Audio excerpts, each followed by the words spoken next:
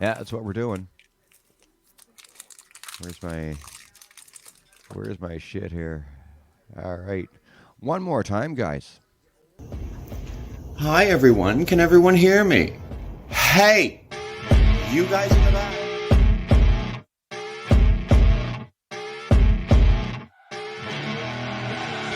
I see her rolling up, Uber black Cadillac, high heel boots and a sexy body full of tats. Baby's bad, oh baby's hella bad. After her there ain't no coming back. Wanna take a run at that. I think she's feeling me, turn it up a few degrees. My imagination of her body gets the best of me. Oh gosh, she's such a tease, bitten lips, bruised knees. I'm addicted to her, need her touching me, cause she got a bad little waist. And we tearing down this place, off the liquor that we chase. Casamigos to the face, baby, I don't need no space. Coming closer for a taste, and I'll show you how I make everything just fade away. Cause she's like sex, drugs, cocaine, body so insane. Jealous of the clothing that she wears up on a tight frame. All game, no shame, baby came here to play. I feel like an addict cause she's sex, drugs, cocaine.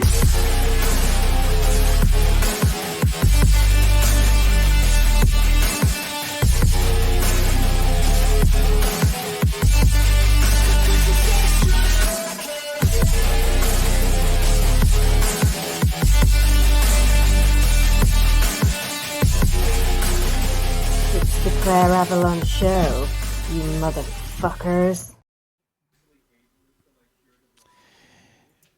Yeah, and it's the second try of the fucking show, motherfuckers. Oh my god, tech issues. I am not a fan. Fuck. Mix live from God's Kitchen in Birmingham. God's Kitchen, Birmingham. It's I know we were talking the other day about the super clubs and brands and so on and so forth, and Stearns and Shelley's and shit. And I was telling you off air earlier that it's funny how, because sometimes I go on a fucking, everyone goes down a YouTube rabbit hole, right?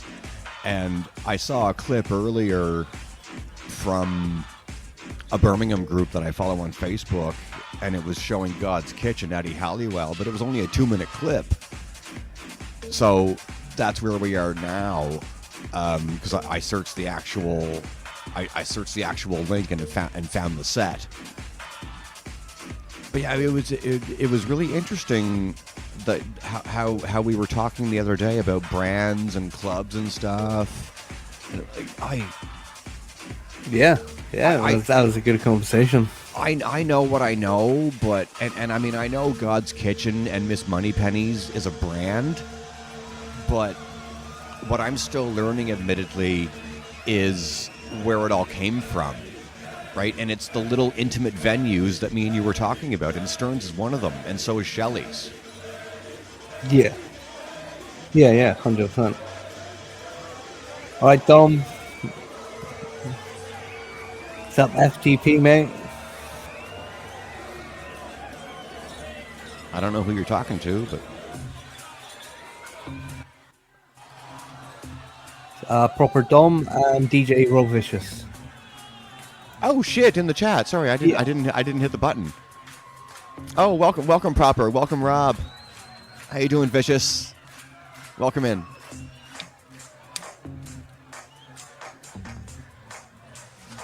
But yeah, that's it. Like the underground scene, right, was born in grotty, dingy places because no mainstream club wanted to touch them. That's why Apparently they were not. That's why they were either big, massive events in warehouses or in fields, or they were in the darkest, dingiest back alley clubs where like people didn't mind. And what you're saying is true, because even though I've seen footage of Shelley's and now I've been exposed to this place called Stearns, and just for fun, I did look up the shelf life of Shelley's and Stearns, and I was right. Shelley's was first. Right. Because during the doc, during the Stearns doc, they call themselves a pioneering venue, which is all fine and great. Yeah, but what year and a pioneer in what? Stearns was like 1990, 91-ish to whenever they were. Meanwhile, Shelley's goes back to like 88, 89 kind of deal into the 90s. Yeah. So chronologically, Shelley's was first. And I only say that because when little venues like this call themselves pioneers, yes, I'm not going to take that away from them, but it's just a little fun thing I do. Like, okay, you're calling yourself a pioneering venue, but where in that chronology do you fall?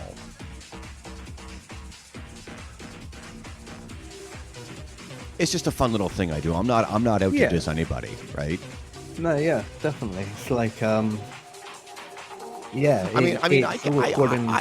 I can't say anything. I'm fucking Canadian. What the fuck am I talking about?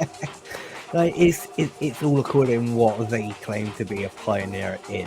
You know what I mean? Like what do they mean by that? Did they help the underground scene along? That's my question. Were they just one of the first clubs to big clubs to allow underground music, which then kicked off other clubs allowing underground music? Like there could be a lot of things.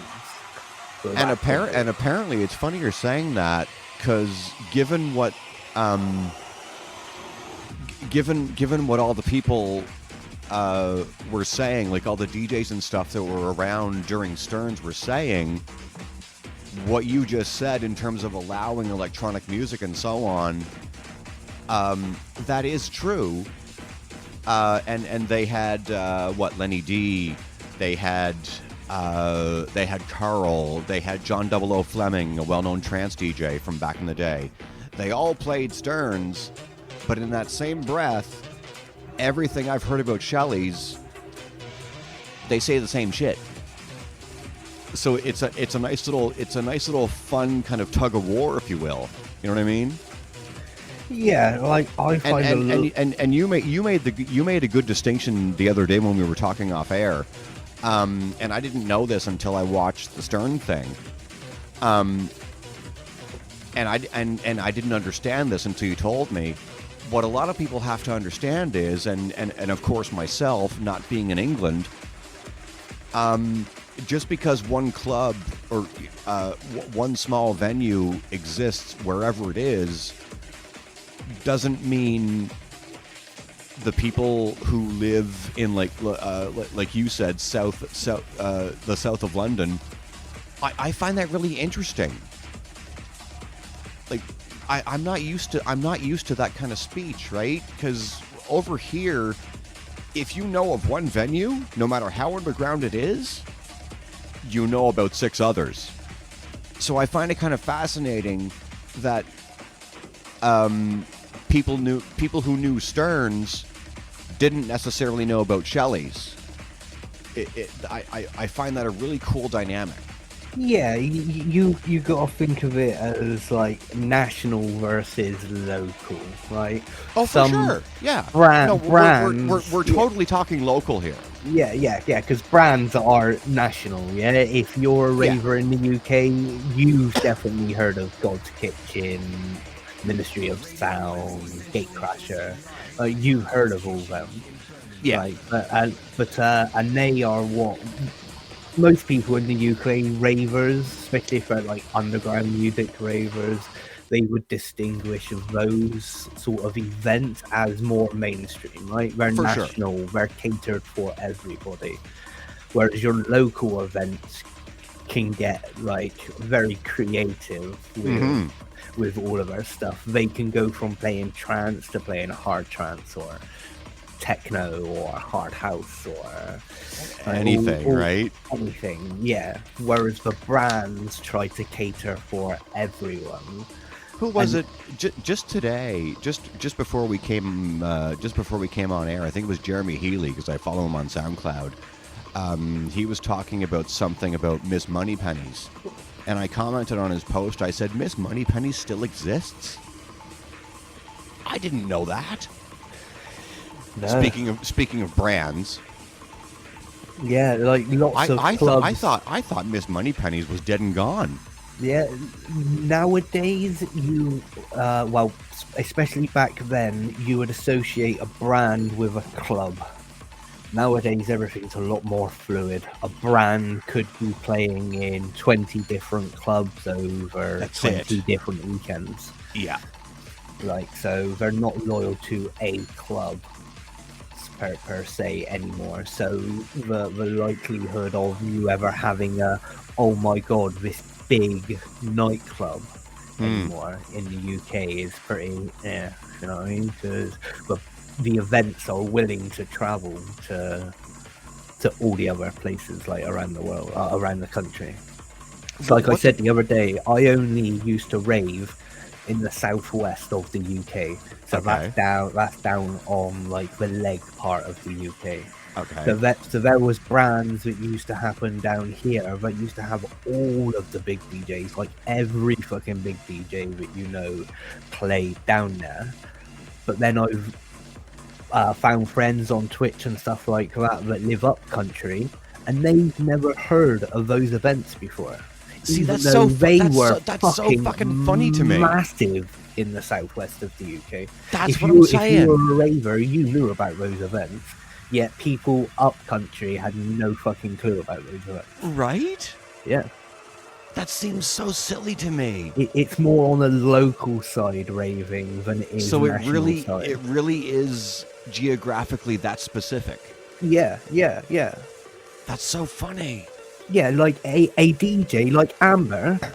Fine. Amber can play 4 different clubs in a night and drive about 400 or 500 miles Sure.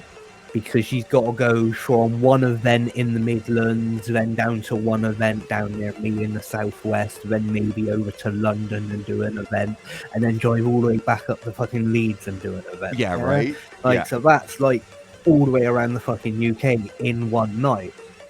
But that's what happens. The DJs tend to migrate instead of the ravers, yeah? Like the DJs come to us instead of us going to them all the time. Yeah. Which I find, which sort of segregates us from the other parts of the UK because we never have to travel that far to be able to have a banging rave, right? Which is amazing for us. But at the same time, and I'm sure that's entirely possible. I don't know how big England is, but I would say because Ontario, where I live in Toronto, is one of the 2 biggest provinces in the country, and I would think that even Ontario or Quebec are still smaller than the entirety of England, right? So when you talk about traveling, that's a huge undertaking. But even still, like you're saying, travel happens, this and that, whether it be Amber or DJ or what's her name, Ann Savage or Lisa Lashes. I mean, they all travel. That's how it is, right? Yeah. And you could go like say some party is at like 8 o'clock, for instance, on a Friday night, and then you're gonna play your hour or 2 hours, whatever it is, at that event. And then you're going to fuck off, and then you're going to travel down the road another however long or however many miles and go to this next party and so on and so forth. yeah. It's grueling. Yeah. Oh yeah. And there's like hundreds of DJs doing that every weekend. That's There why totally you could, is. That's why you could have a shit hot party in one part of the UK and another equal just as banging party in like fucking 400 miles away, and they've got the like half the lineup is exactly the same. They've got the same DJs. I mean, it's just like it's just one's closer to home, one's a bit further away, with like a tiny little difference in the lineup. And Oh stuff yeah, like you want to that. book me? I'm 5 minutes away. Sure, I'll be there. Yeah. Yeah. You know what I mean? But like the amount they get paid, it's worth traveling for them. Those couple of hours. Oh come on now. Like 100%, right? Especially when you're talking about how, yes, the traveling can be most probably added into the cost, but when you think about it, they're mixing for an hour, and they can charge, like, if they're like a well-known DJ like Amber, you're talking anything between 500 to $1,000 for an hour set. Oh, You for know sure. what I mean? Like Yeah. that's worth driving an hour and a half down the road for. You've got your gig fee, and then you've got your travel costs, Yep. and then All that gets paid. and then you've got your hotel if you book one, and you've got your rider if you have one. There's It's all part and parcel of it. yeah, that's it. Most of the time, a DJ will start at home and end at home. There's videos of Lisa Latches on YouTube that you can watch where the cameras follow her around for a night, and she goes to like 3 or 4 different clubs, and she starts at home and ends at home, even though she's travelled like fucking 3/4 of the way around the UK, like, in the space of one night. Now, when we talk about traveling from gig to gig, and again geographically, I don't know how big England is. If I'm a DJ and I'm playing X party, no matter what it is it, and say just for fun, if I book myself for 3 parties in one night, right? I might be reaching by saying that, but just for the sake of argument, is there that much travel involved? Like, is that a huge undertaking, or is it possible? It depends how far they are away. Like Right. me to Amber, yeah. If Amber was to, sorry, I know Amber played in my town just before Christmas because Tash got her to play her and Klayre. Oh, what party was that? Warehouse 32 or something like that is an event that goes on in my town. Right. And yeah, Amber. I think I remember it. Amber and Klayre came down to play. Tash was playing and stuff like that. Oh, was Tash there too? Yeah. Yay! And like, so Leeds down to me, that's a good 4-hour drive, right? If she's playing at 8 o'clock, That's not that much. means no, it isn't. But 4 hours is Toronto to Ottawa. oh yeah, definitely, right. But if she, like, say she got the midnight slot, midnight to 1 a.m. Yeah. right, it would then mean that she wouldn't get home till 4 o'clock, right? But For she sure. could most probably make one more stop off in, say, Birmingham and do a gig there. So that'd be one gig in my town, and then drive back up country to Birmingham, do another hour gig there at, say, maybe 3 o'clock, and end at 4, and then drive home and be home at like 6 a.m. You know And what I mean? no after party. Well, it depends, right? Yeah. after their last gigs, you never know what a DJ is gonna do. You just want I guess it all depends on the person whether or not you want to fuck off after your last party. Yeah, I've heard some right stories about some famous DJs that I will not repeat on air, but they are funny as fuck. Like, DJs are just like any other person, right? Oh, come on, say their names. No. Some of them can be right dickheads. Some of them live up to their try. Oh, I know. We have them over here. I know one of them. They drink their own Kool-Aid just a little bit too much. And then there's some which are, well, most of them are just down to earth, normal fucking people. Of course. You can sit and have a talk with. I sat there off my head one night talking to Billy Bunter at a rave. Billy, right? Yeah. Yeah, Billy Daniel Bunter. And yeah, he's a really nice guy. You know what I mean? But yeah, never be afraid to ask a DJ if they want to come to an after party, because they more than likely fucking will. Yeah, right. Yeah. especially if you dangle a set of decks in front of them. No, I don't understand that. Going back to what you said a second ago about how you won't mention names and because of their personalities. Somebody on the national stage here and possibly international, because I don't follow him, even though I know who he is. He's from Ottawa. He's an Ottawa boy, and everybody in the community knows who he is, and a friend and an ex-friend of mine knows him personally. And what you just said about some of them being of a certain personality, Dead Mouse is one of them. Because a friend of mine who knows him personally said he can be a righteous bitch when he wants to be. Yeah, that's it. Never ever believe your own fucking hype in anything you fucking do. Especially fucking DJing. Right, and some of them literally do drink way too much of their own Kool-Aid. Oh, I'm not even talking about drinking. I'm just talking about personality. Oh, no. I mean that they are, like, believing their own hype. You know what I mean? They're drinking their own Kool-Aid. You did not just say that. Yeah.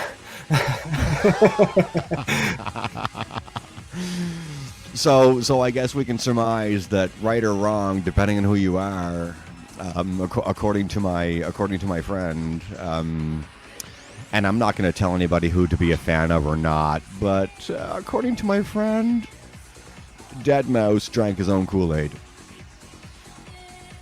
He's never going to see this. I don't give a fuck.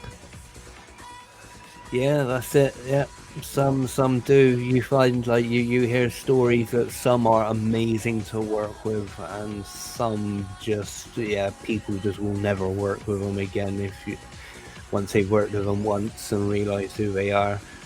I know of DJs that have ripped other people off, like their whole track. Someone's asked them to engineer it and master it, and instead of doing that, they just stripped parts out of it, put their own kick to it, and then fucking sent it out. Proper Dom in the chat saying, spill the dirt. Proper, I'm not scared to talk, honey. Yeah, but I'm not out to respect anybody, but I'll say it if it's on my mind. I don't give a shit. So, oh, by the way, chat, can you sound off and just let me know if the sound is okay between me and reorganizing the tunes? Just give us a quick thumbs up in the chat if everything's okay, please. Even though the music is only white noise.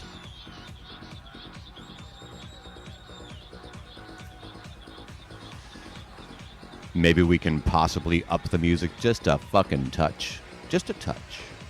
Maybe. There's a track later on in this set. Oh my god. I was like, what? This is so cool. And I know superficially this goes back to our conversation, about like raves versus brands, because this is God's Kitchen, and I know God's Kitchen is a brand. Yeah, but can you see what I mean? Yeah, this is almost like house tech, electro-y for the masses music. This wouldn't have an underground label. No, I'd call this tech trance. Yeah, you know what I mean. But it's more like commercialized for the masses. It's not for completely. It's not for the hardcore ravers in the UK. Uh-oh. And that can sometimes happen. What the fuck? That hasn't happened for a very long time. That doesn't make me happy. Oh, I'm losing you too. Oh, really? Speak again. Hello? Nope, you're stuttering. Oh. What the hell? Don't like this. What happens if I just refresh?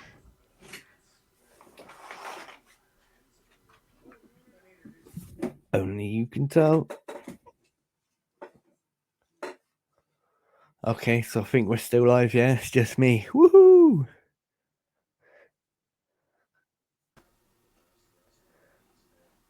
There you go. Hello? Is that all it took? Yeah, looks like it. Oh, you're okay. You're okay. Yeah. Well, that was fun. Yeah. Oh, so does that mean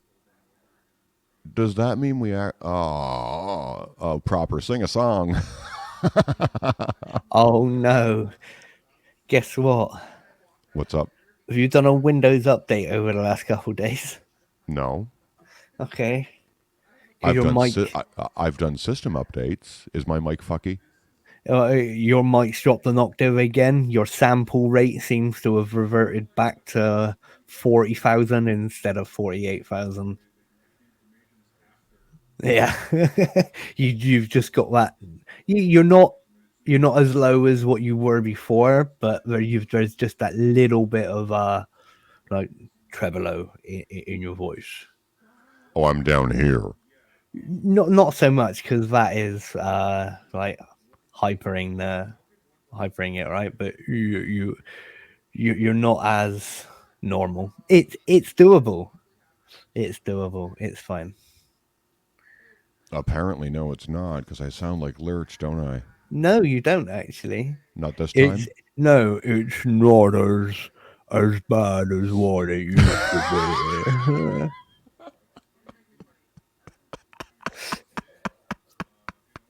Jesus Christ.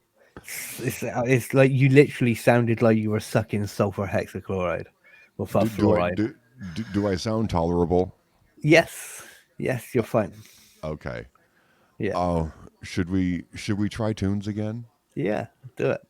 Proper. Sing a song. Listen to this cunt. Like, Think it because I was having a bit of fun while you were refreshing because we were still live and it was just left to me. So I was like, "Oh, sweet, it's just me." okay. Yeah. It's a long way to Tipperary. It's a long way to go. And fuck Eddie. What do we want to do? What do we feel like? Let me go get my red wig or do my rendition of Annie. Oh, here we go. This is fun. I found this. Is that the one? Shit. Let me see. What the hell? Because I can't see. Is that it?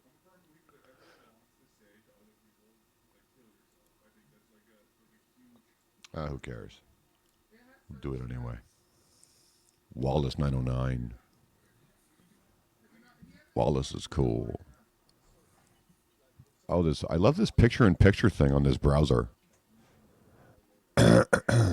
Yes, it's amazing. You can literally it's kinda you can cool. be watching a YouTube video, click on another tab, and it'll put the YouTube video down in the bottom right. Yep. Yeah, it's amazing. Okay, opera tab. There we go. All right. You can hear that, yeah? Yep. Cool. I feel bad, kind of. As I've talked about on previous shows, or at least shows that I've done in the last few days, I'm not myself lately, and because Brad, DJ Staples 93, he's going to come back for a hangout, and he's available today. I was talking about this on my Facebook, and he's like, "Yeah, I'm available today and tomorrow." And I told him, I'm like, "Dude, I've taken a break from the show because my head's all fucked up." And then, like a couple of hours later, I messaged him on fucking Facebook, and I'm like, "Yeah, I'm going live after all." I kind of felt bad. Yeah. My for the listeners, the show was really kind of touch and go lately because everything about my father's death on Christmas Day is kind of really hitting me hard. Everything is coming screaming at me. To be expected, though, it was going to at some point, whether or not it took you a month or 10 years, it was going to. I don't know what the fuck to do right now.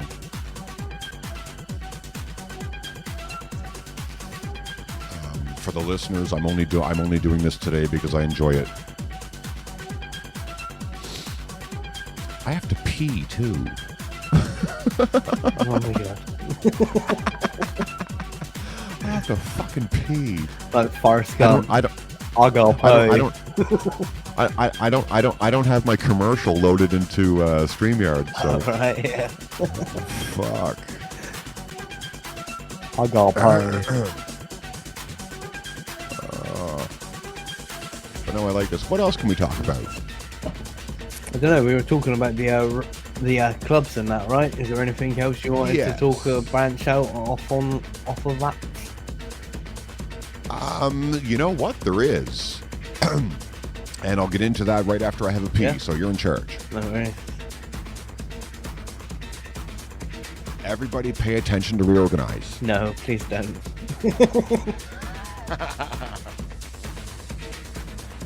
So, how are we all?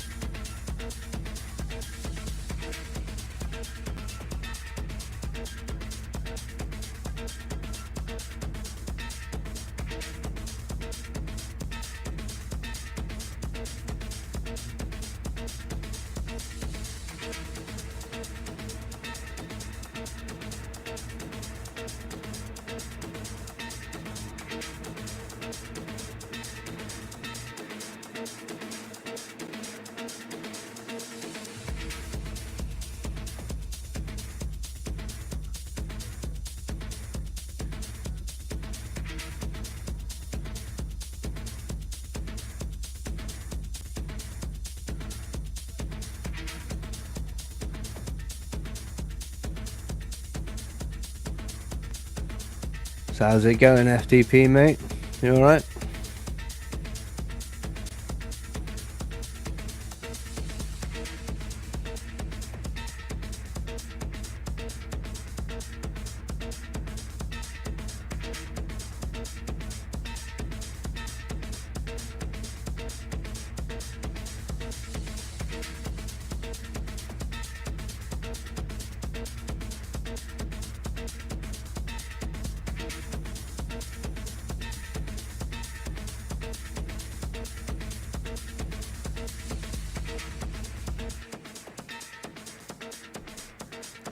All right, we're going to stop this. We're going to stop this and we're going to have some fun. No one wanted to talk to me, so I'll just be over in the corner somewhere crying. Fucking cunts. Nobody wanted to talk to my dude. Rude. Okay, what am I looking for? Okay, there we go. I think that's it. Is that the one? That's the one. Here we go. Easy and Let me see if I can find a post-Thatcher era.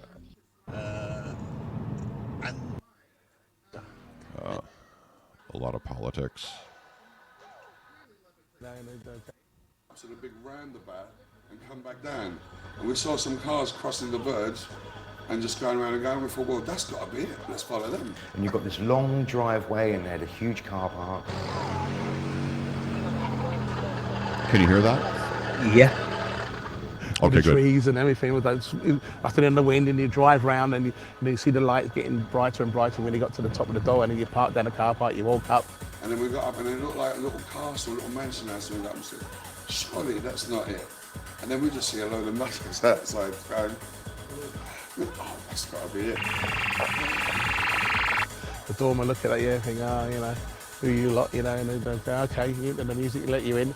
You get into this house and you go through the door, and then all of a sudden you go through and there's this huge space. And the first thing you did when you went in, you went into the top room. It was drum and bass, but kind of really intelligent sound, but great. And then they had See, what we're doing now is we're going back to the conversation me and Reorganized were having about the venue called Stearns earlier in the show.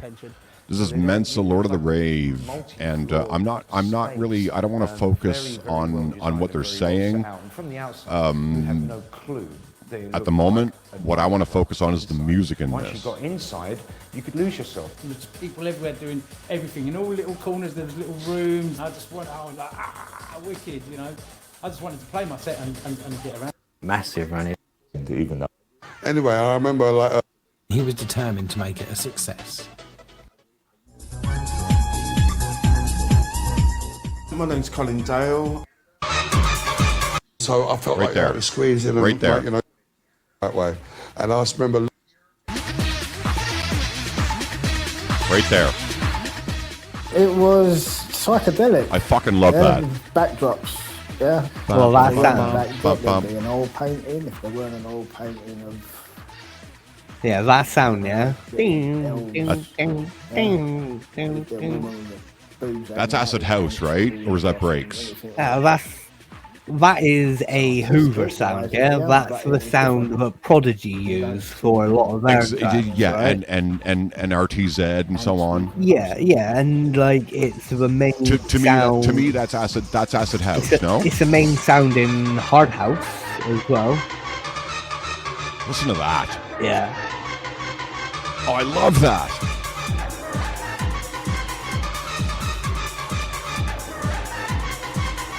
Yeah, it's just a I lot would of say that Stearns pitch was probably bending and one stuff. of the first super clubs. Even without it being a Oh, super club, man. it became one of the first super clubs. And when they put on the normal nights, there wasn't really that full. And when you put on a rave event, It's funny that bit right there where they got Carl saying it was one of the first super clubs. from Birmingham and from Manchester. And would this come down and again, this goes back to what me and you were saying about brands and so on and so forth. In the local venues, right? Like let's go back to Easy Math and talk about Shelley's and Stearns, right? Even though there's probably 100 local venues that have played their own parts, but nobody knows about them. And the two juggernauts became Shelley's and Stearns. And I mean, for fuck's sake, let's be real. If you have somebody like Coxey sitting back or John 00 Fleming saying that venues like this pave the way for your ministries or your crashers or whatever the super clubs are, right? Those are the two juggernauts. Maybe even... well, I want to say Hacienda, but not so much because the Hacienda did play a part in like punk and shit in its early days. Yeah, it's more new wave stuff. Yeah, exactly. And then they came into our scene, and I find it's all a fascinating dynamic, isn't it? Yeah. Oh yeah, definitely. Like, but in the 90s, right? If you were in a club raving, you were not listening to what we would class as underground music. The whole setup. Right? I used to go there when I wasn't. Underground music back in the 90s was only really at big, massive events like Helter Skelter, Fantasia, Dreamscape, like those big events, a bit like what DEF CON 1 and Tomorrowland is now. Oh, I love DEF CON. Yeah, that's what Helter Skelter, Dreamscape, Fantasia used to be. They used to be like those big, massive fucking events, like two or three big top fucking tents and all that stuff. Yeah, they were massive raves. Okay. And those were your underground music scene. Those were the things that were playing your happy hardcore, your early drum and bass or jungle, what it was called back in the day, your early style techno and stuff like that. Like that was all being played at Fantasia, Dreamscape, Helter Skelter. I thought DEF CON and Helter Skelter and all those parties, I thought they were all their own entities.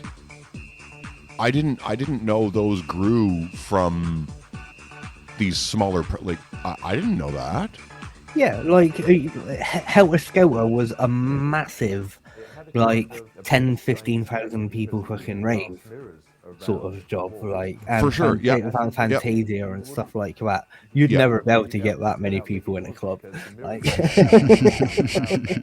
like that shit's not happening. That shit's stadium level, like. So, like, that was the underground scene back in the 90s. Well, It nowadays you can get those numbers in a club, but back then, no.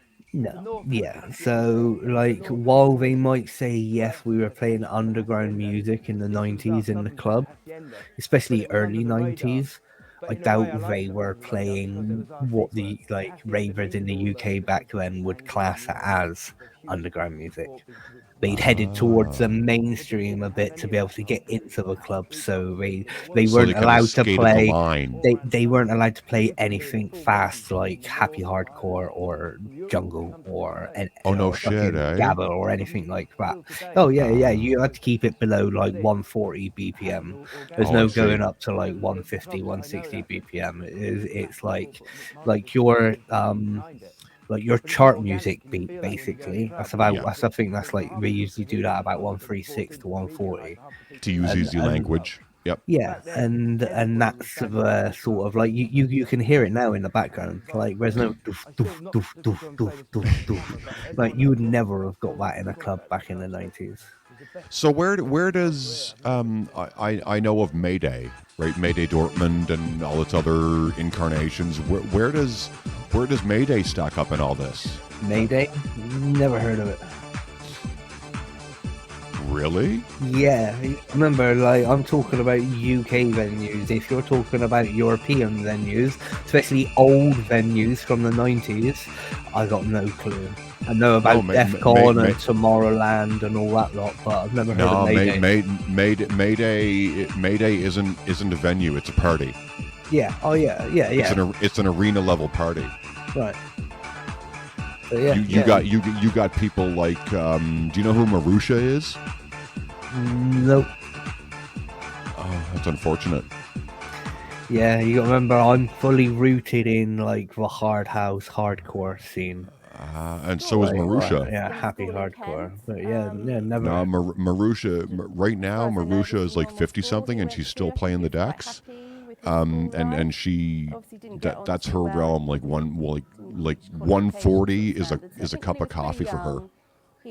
Oh yeah, you people would walk if you advertised a fucking hard house night or anything like that, and you walked in and see people were playing at 140, you would literally turn around, ask for your money back, and walk out. You'd be like, "What the fuck is this? If I wanted to listen to this, I could go to the fucking pub down the road, mate." Like.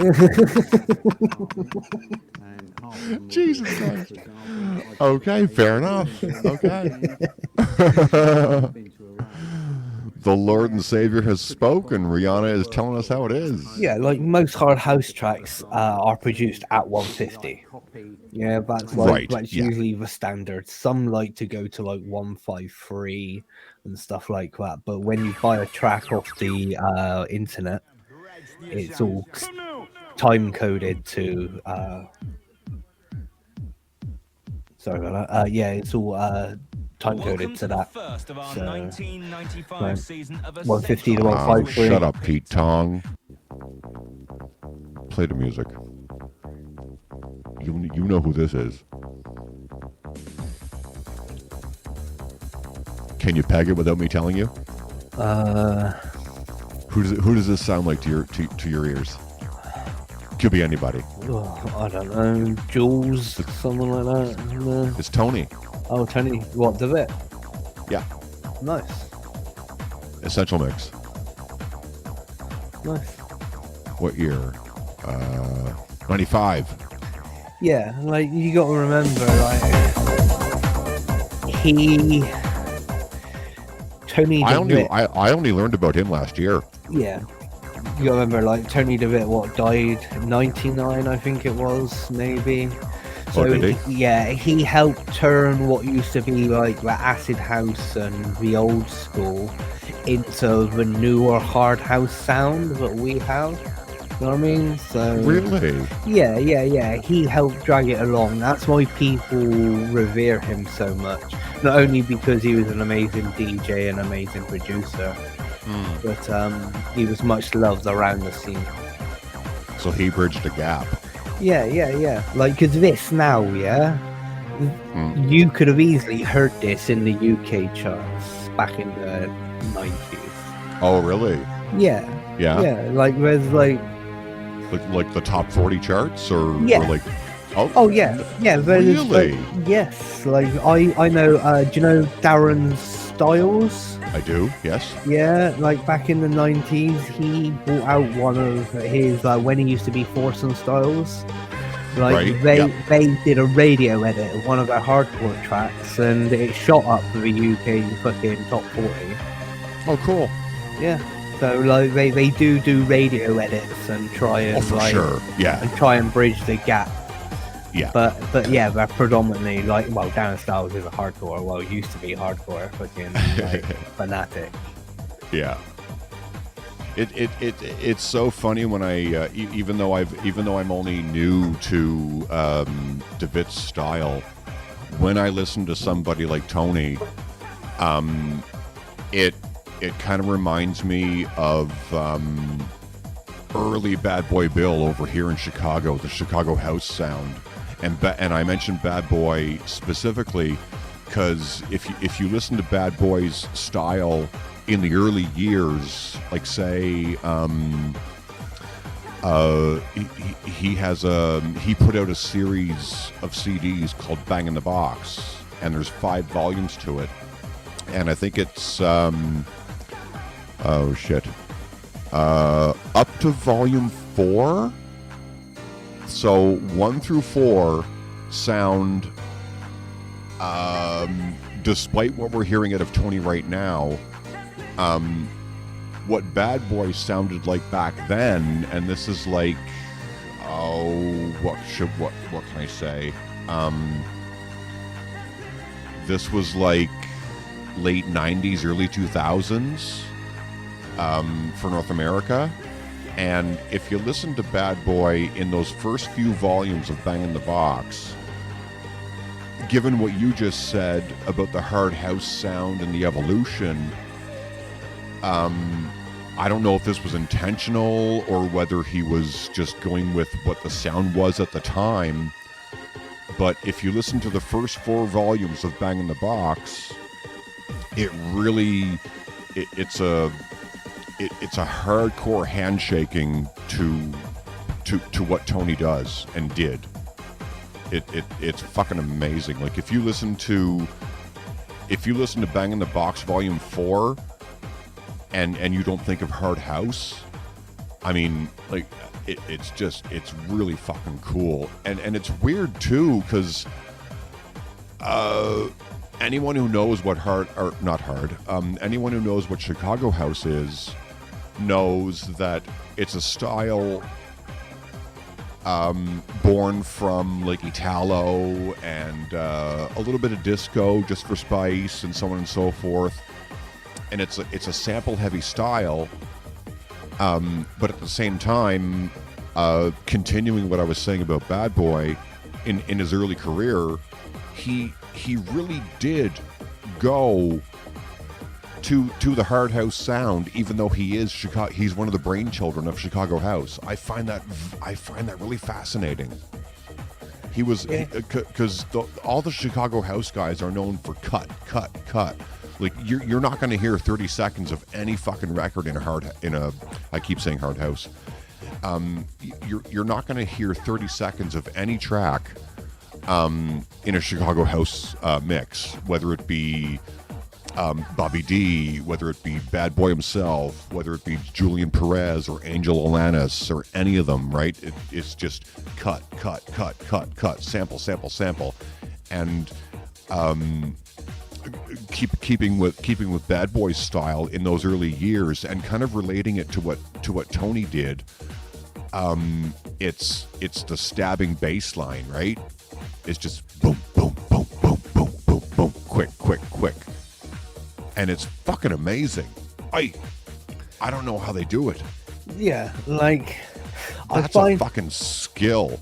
I find when you say hard house as well, depending on where you live in the world and what sort of music you've been subjected to, hard house is a very broad subject. As you heard me say. Someone in North America might listen to this and turn around and say that this is hard house. Yeah? Because they're used to shit like Chicago house, deep house, and stuff like that. I search YouTube because I'm trying to produce tracks myself at the moment. I search YouTube for like hard house production tips, and there's hardly any hard house labels at all. The majority of the videos that come up are tech house, deep house. Like there's very few people that call hard house, and then when I do find hard house stuff on YouTube, they're playing stuff like this. You know what I mean? This is what they would class as hard house.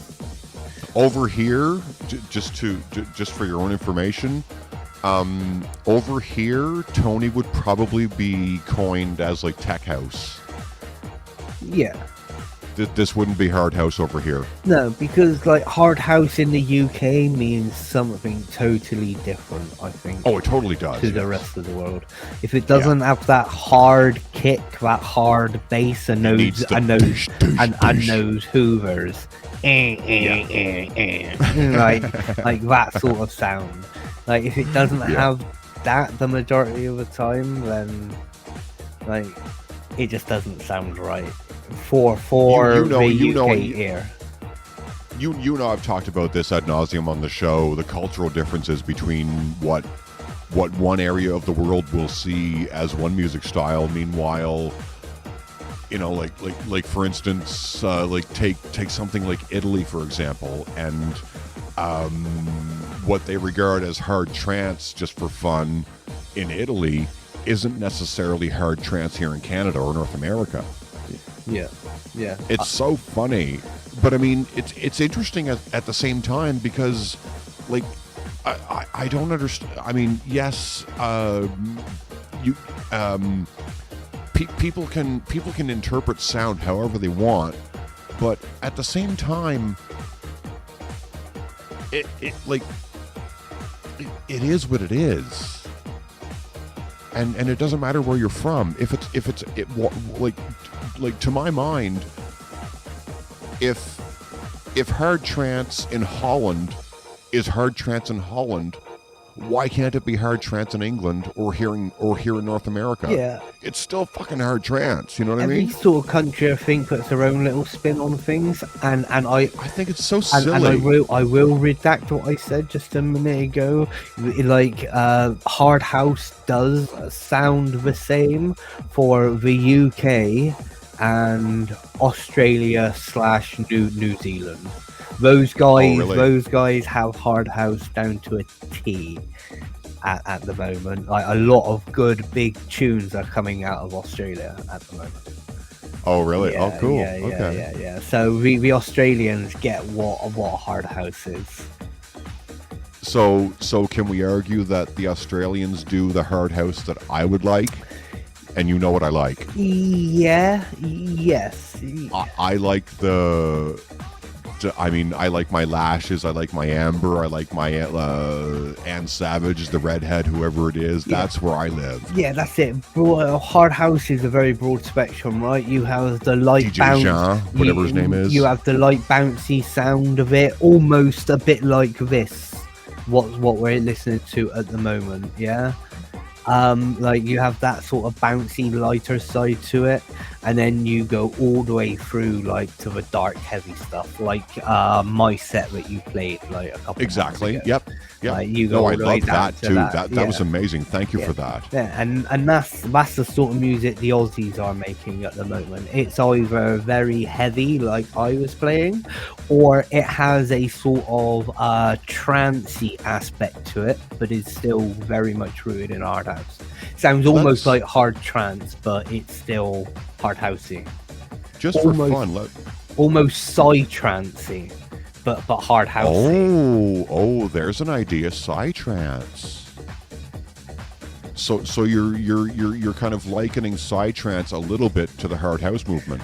Well, it's got psytrance elements, but it still has the hard house kick and bass. Yeah, you know it's elemental. Yeah, the psytrance beat is too light. If you know what I mean, it's like a pitter patter of a psytrance just for flavor. Beat. It's like yeah, and that just doesn't work. Like if you're putting hard house sounds to it. So they've gone the other way. They've taken psytrance sounds and put it in the hard house. For the listeners, just a bullshit show today, guys. I got me and my producer live here today. We're just talking shit and taking names. We're discussing club culture at large, a lot of things over the years in our scene, different music styles, and so on and so forth. And just for fun. Under my voice, under both of our voices, you're hearing Tony DeVitt from 1995 of all times. This is Tony's Essential Mix, under my voice, and I'm gonna ask me and Ree to shut our mouths for a second, and we're just gonna explore some Tony here for a second.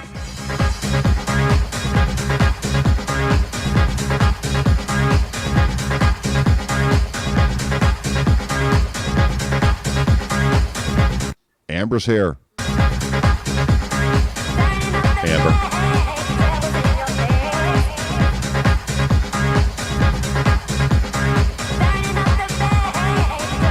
Oh, pausing the music. Oh, Amber, thank you very much, my darling. 14 months in a row.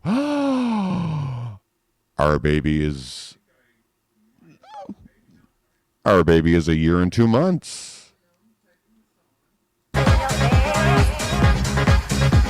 Some Tony DeVitt for you, Amber. You're coming in at a great time. Tony DeVitt, Essential Mix, 1995.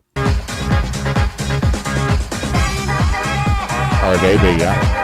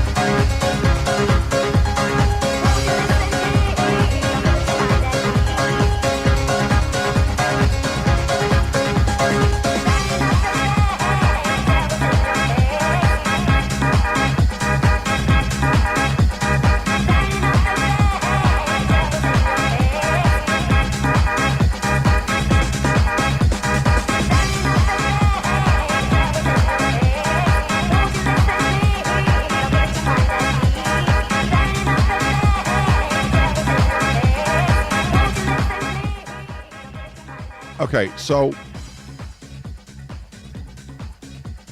as we're going through this, and I don't know why I have an error in my chat, but whatever.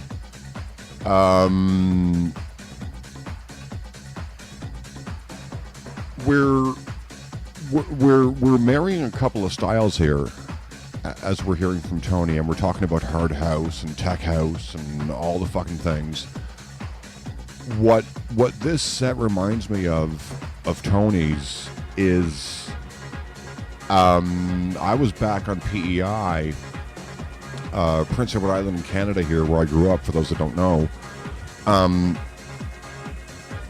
Donald Glode, originally out of Chicago, did this almost exactly, but Donald wasn't hard house. So I find, and I can do this with almost anybody, and Amber in the chat knows I can do this. I can listen to any music and relate it to something else, as I've just done with Tony and Bad Boy Bill and the whole Chicago house thing with the Hot Mix 5 and stuff. So I find it really interesting that what we're hearing out of Tony in this set goes back to the Chicago guys. This is so cool. And even that, as you hear, you can hear the 80s, early 90s sound in that dan dan dan dan dan. Yeah, those stabs, the classic. Yeah, exactly. Hard house Yep. stabs. Yeah. That's what, like, especially around the late 90s, early 2000s, like BK and Nucleus, like, it just was all about those stabs that you hear. But it's funny you're saying the hard house stabs, because why isn't my chat fucking working? Everything is... What the fuck? How do I... Everything's fucking up on me. I don't know. I'm on StreamYard. I don't know how to restart my chat.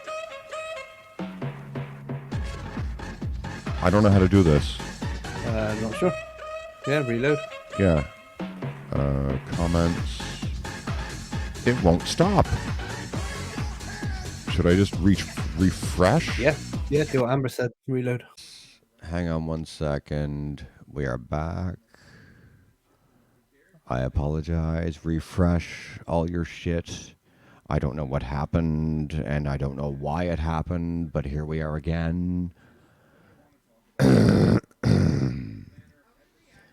Refresh your fucking shit. Just give me 1 moment while we get shit above board. So fucking annoying.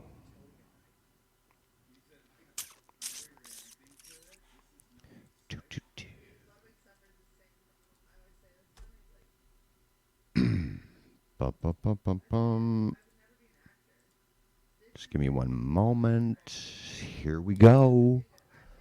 Fuck. Yes, thank you everybody for continuing to be here. Please refresh as you see fit. Blah blah blah. The whole deal. You know what? Just for fun. Where is Ree? There he is. Do we have audio, Ree? Yes. Yes, we do. All right. Just for fun, because I was talking about Bad Boy a second ago, I'm gonna do boy, not boy, Bad Boy. I'm gonna do Bad Boy Volume 4, and everything I said previous to my computer getting rude with me will hopefully ring true. So let's try this out. 1999, Volume 4. As soon as I share it. Just give me 1 moment. Boop-a-doop-a-doop-a-doop-a-doo. Boop-a-doop-a-doo. Boop-a-doop-a-doo. Yeah, here we go. All right. Yeah, Bad Boy. Fucking Bad Boy. How far are you going to go back? We're going to go way back. What are you doing? I'm getting bad. Better get bad, Jack. Bad. They don't mess with you. Getting bad. That's right. That's right. We're bad. That's right, we bad. That's right. Yeah, all right. All right. Here we go. That's right, we bad.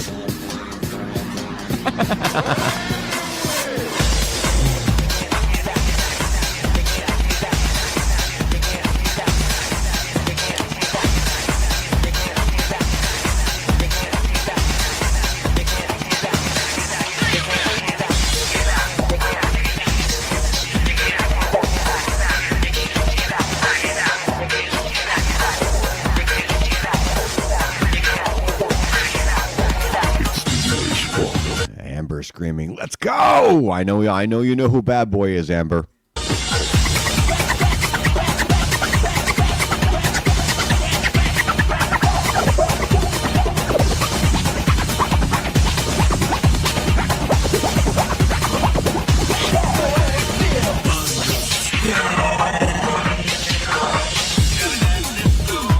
Gotta dance disco.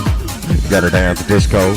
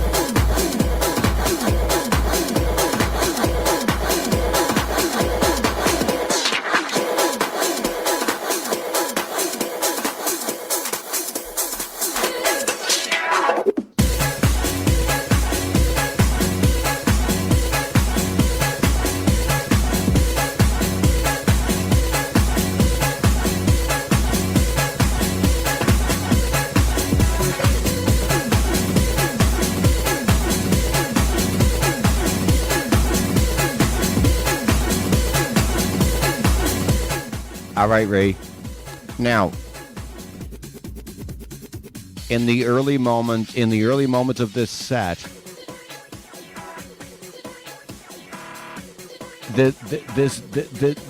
even though this is Chicago, right? This does kind of shake hands with the high cadence of hard house, no?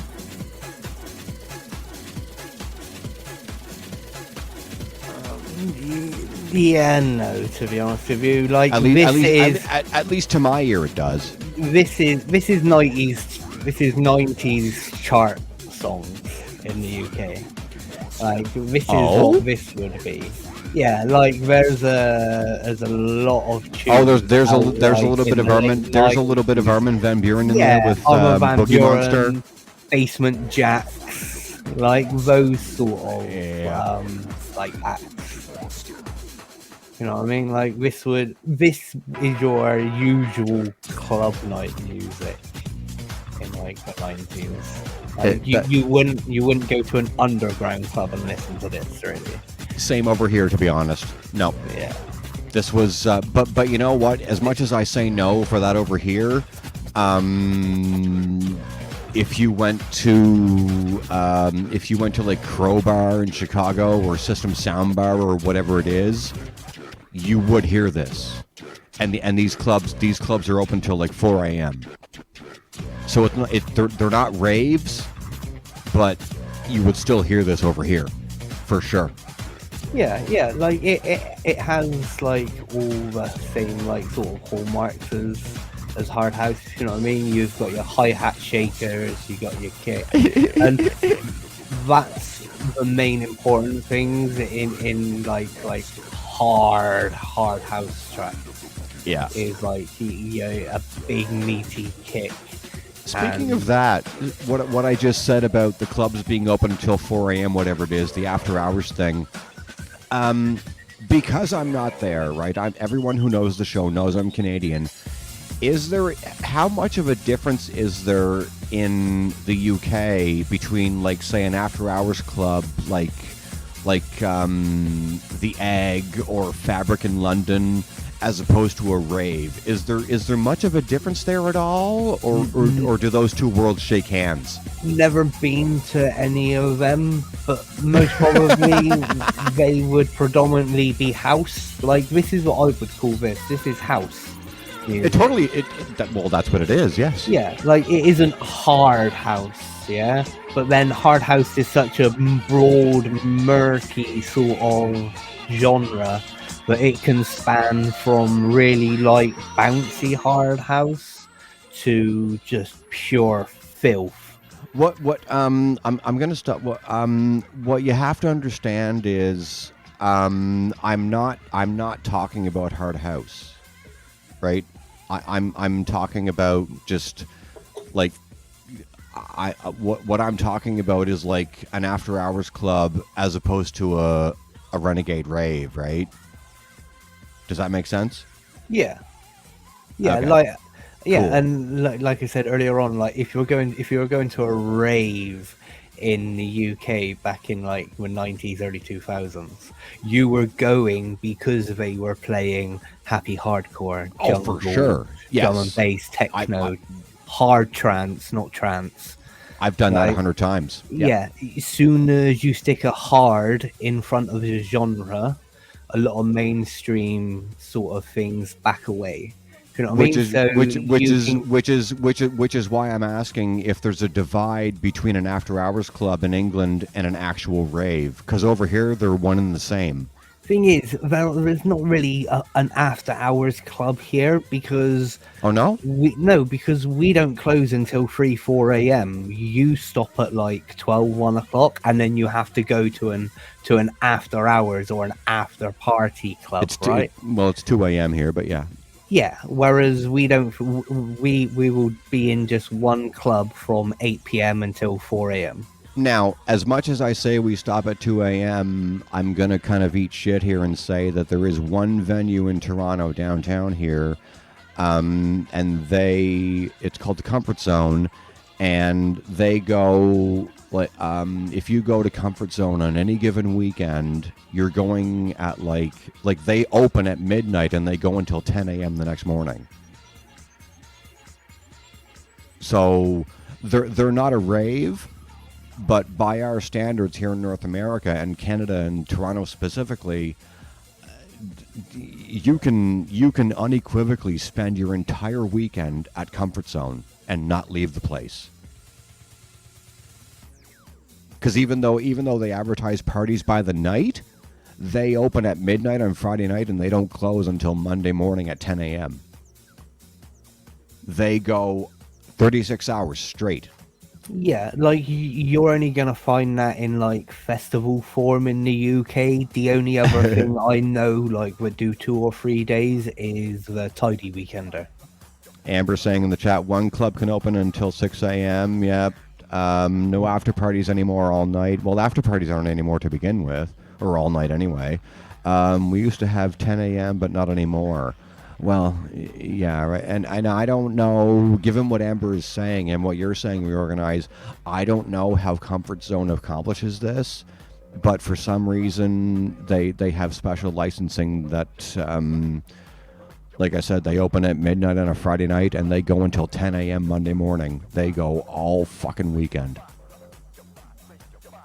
I find that, and so this doesn't exist in England? Not in a club form, no. Oh.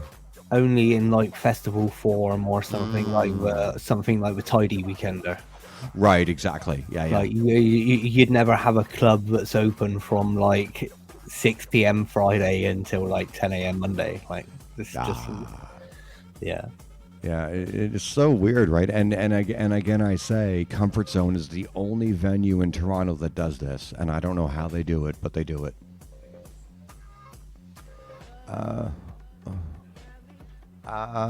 You'd have to move to another club, says Amber. Oh, I see. Okay. Gotcha. Okay. So let's have some more Bad Boy. Let's explore.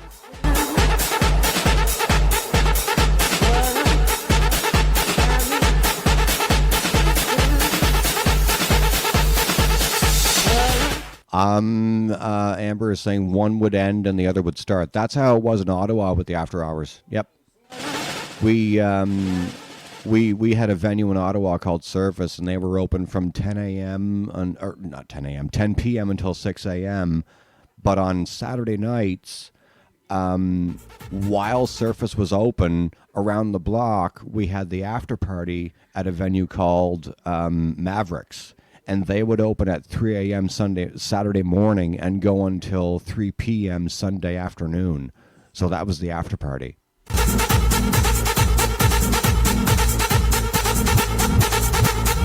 So what you're saying is true, Amber.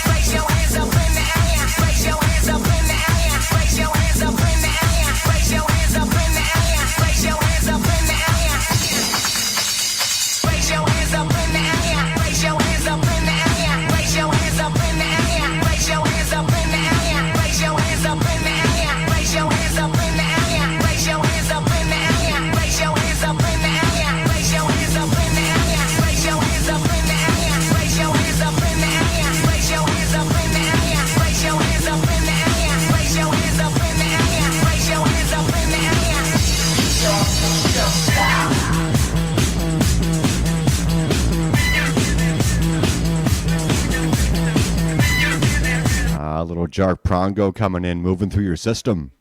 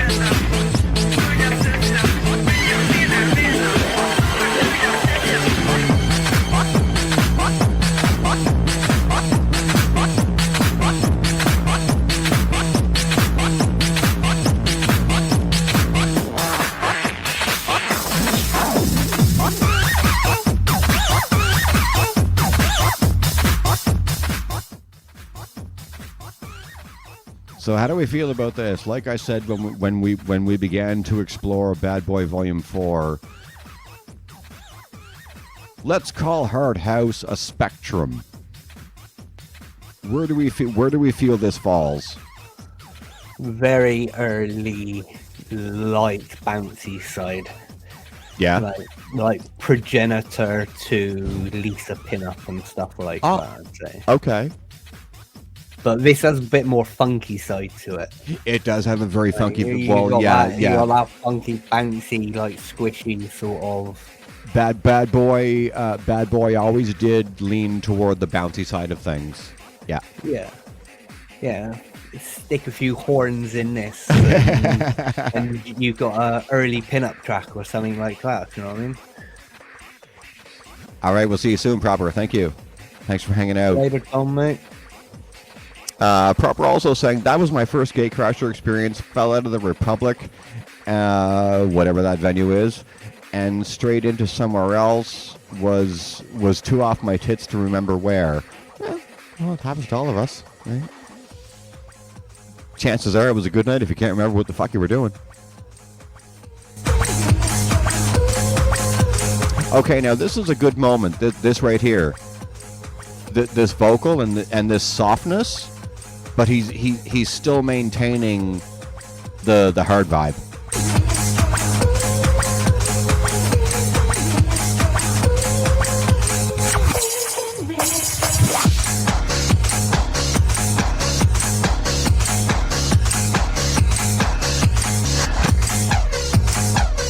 I'm gonna try something here.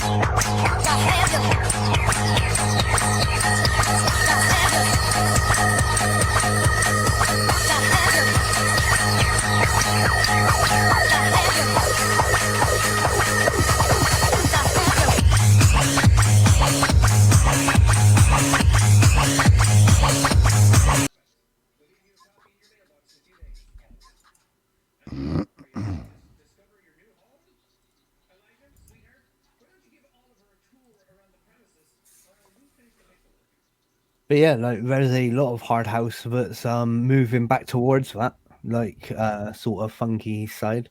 You've got the Everybody was just screaming. tidy track, It does a lot of the like scratching. untidy side. Sorry, re-say again. I was gonna say there is some hard house that is starting to lean back towards this more funky housey side. Like tidy tracks have untidy tracks. And like a lot of that is like funky sort of housey sort of Sunday vibes sort of. Mm-hmm. So let's explore this. This is Bad Boy and Richard Humpty Vision. This is House Connection, Volume 2.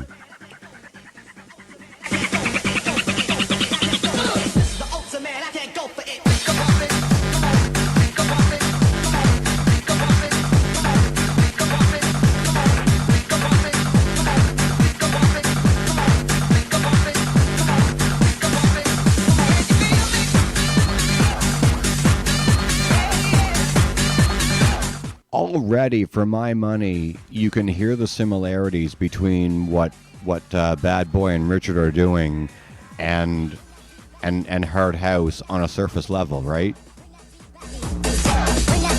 Like, am I off base here at all?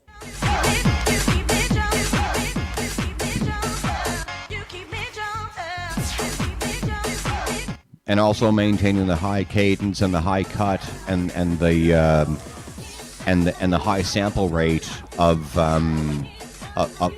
hard house in general. Yeah, but like this track now, this track now is quintessential early hard house. You've got that early donk bass in the background. It really is, right? It's like early Lisa Pinup, like lashes, like all bouncy, like screwdriver, looking good, or like all of those sort of. Everything looking good. Yeah. It's very like around that thing, like Amber, I'm gonna panda for a second because we have Amber in the chat. Amber fucking does this and she knows that. Fuck this. Yes, Amber knows this very well. Yeah, Amber knows this sound very well.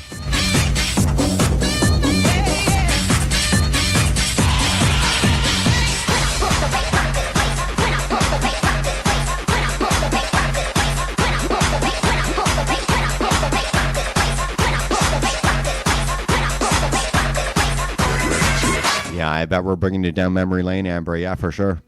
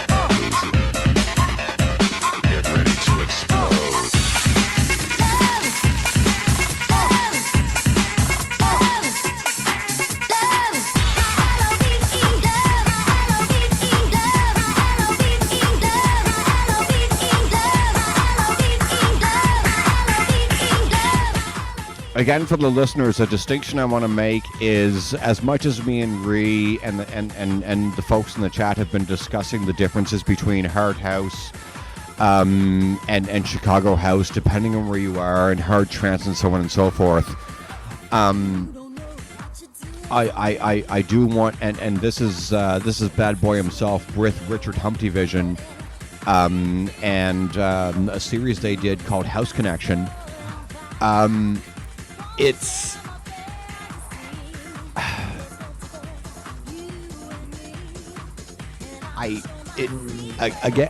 it's not even though what we're exploring right now is and previously with Bangin' Volume 4 with Bad Boy, yes, it leans toward hard house, at least for what I like as hard house. And yeah, no worries, Amber. Take your time.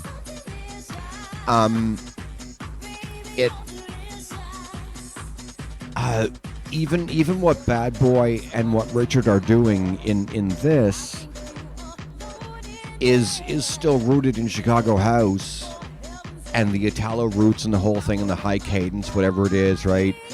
It's I almost don't feel like I know enough about hard house, even though I've been a fan of it for 20 years. There's Chicago house that does lend to it, but then if you go to its roots over in England and Reorganize can maybe keep my six on this. What I don't understand are the finer intricacies of hard house, where you get like hard house and donk and all that shit. I like my hard house, but I don't know what donk is. I only know that I like it, and what Bad Boy and all those guys do, they kind of shake hands with it because of what Chicago house is. I find it's really fascinating, and maybe Ree, you can bridge that gap for me. Because this is really high cadence and hard house. I don't know. Hard house is high cadence, but it's not this. You know what I mean? Yeah, this is more rooted in your house vibes, like most definitely. It's taken very early hard house sounds and added them to like funky house. Oh, funky. Okay. Yeah, yep, house, for sure. house Yep, slash yep. funky house. Yep. You know what I mean? Because back in the day, like when this was coming, when the CD was out, what we would have called house back then would have been your Armin van Buren's, your Armin van Helden's, your Judge Jules's, like stuff like that. Like they were like house DJs, and a lot of those tracks were in our charts. They were in our top 40s. They were in our top 10s. So like the gap was bridged a bit through the house scene towards the underground scene. But Isn't that funny? yeah, but the underground scene just gets a lot more heavier, a lot more Yeah. lot more rumbling beats, a lot more harder kicks and driving bass lines and stuff. Now like I will agree when you say this is chart stuff for you guys, but at the same time, I always say on the show, it's not what you do, it's how you do it. Yeah. Right? And whether it be someone in England like yourself or Amber or Ann Savage or whoever it is, doesn't matter who it is. I find it a really fascinating dynamic that people in a certain, again, we go back to earlier, and depending on where you are in the world as to how you're going to hear something and how you're going to define it. That really fascinates me. And also, given that, it fascinates me because I know that Chicago House, even though what we're listening to right now is Richard and Bad Boy, and this is hard house leaning. Oh, hang on. Let me do this. Up next.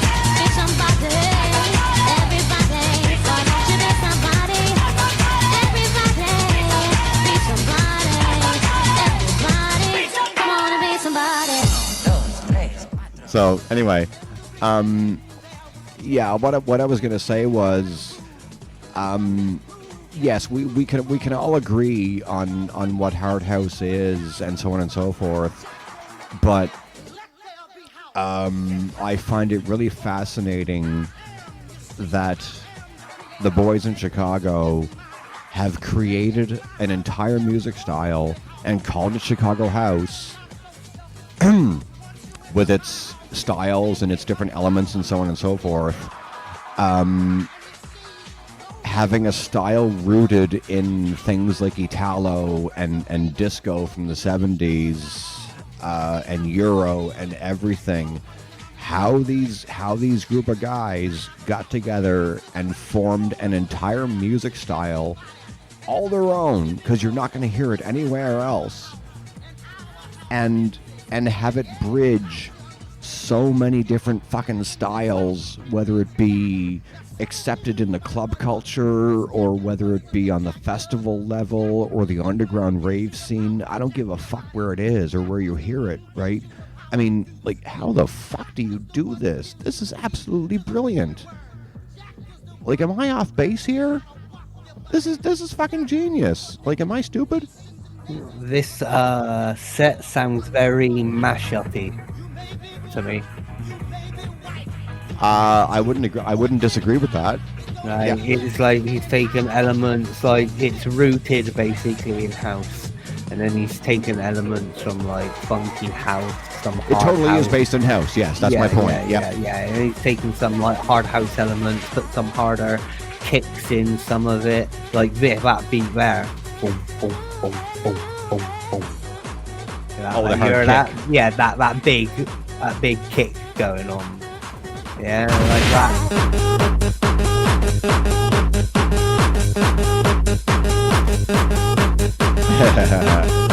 Yeah, I would say that big kick. Yeah, I'd say that big kick has been taken from like the hard housey side and layered on top of a housey funky track. Probably. Yeah, that's why I said it sounds a bit mash-uppy to me. Like he's taken elements from loads of different bits. But it's all intentional. Oh yeah, it's good. Especially for back then. Right? Yeah. I mean, let's pay respect to that for a second. Oh, 100%. All right, time for us to shut the fuck up.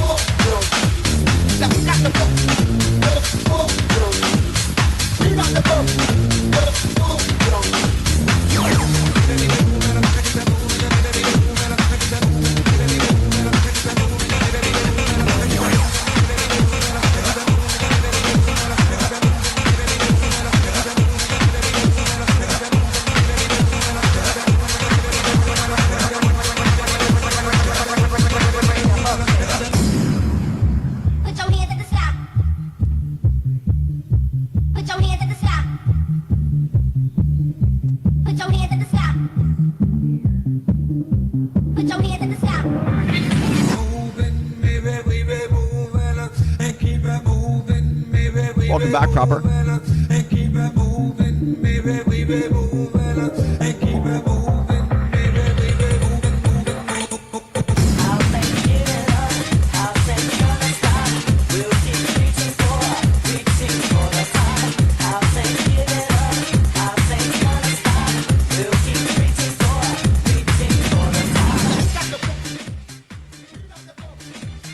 So anyway, Amber is still tending to her children, and we've got Proper Dom back in the room. Driving. Be careful, darling, if you're driving. Keep your fucking hands on the wheel, motherfucker.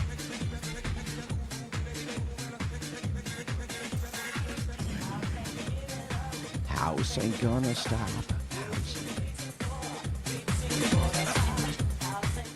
Okay, I'm gonna try something here. Let's see. I'm gonna I'm gonna throw you for a loop here. Try this on. If I can find it.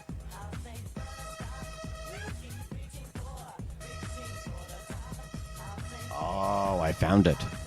Yay. Okay, let's try this. All right, here we go.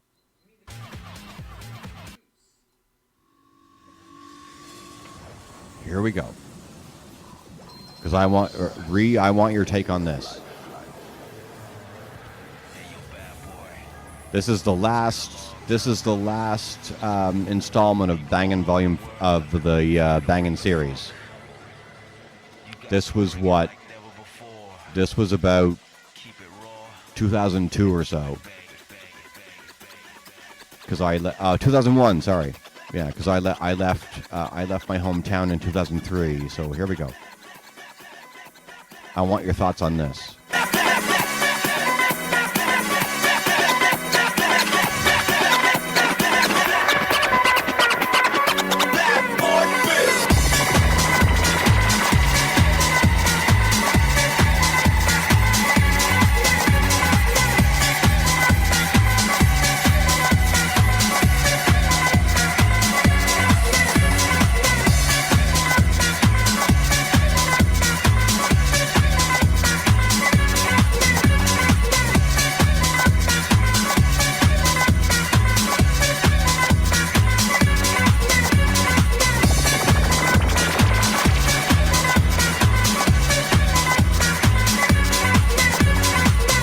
Already a departure from what we've already done.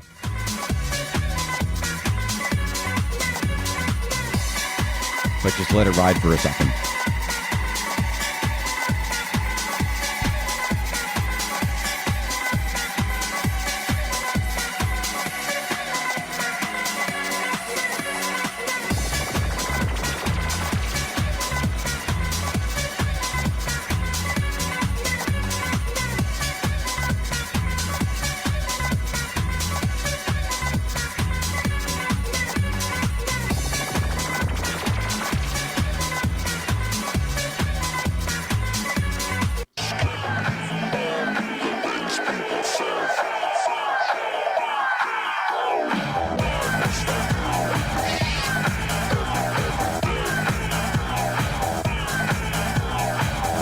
Are you afraid of the Boogie Monster?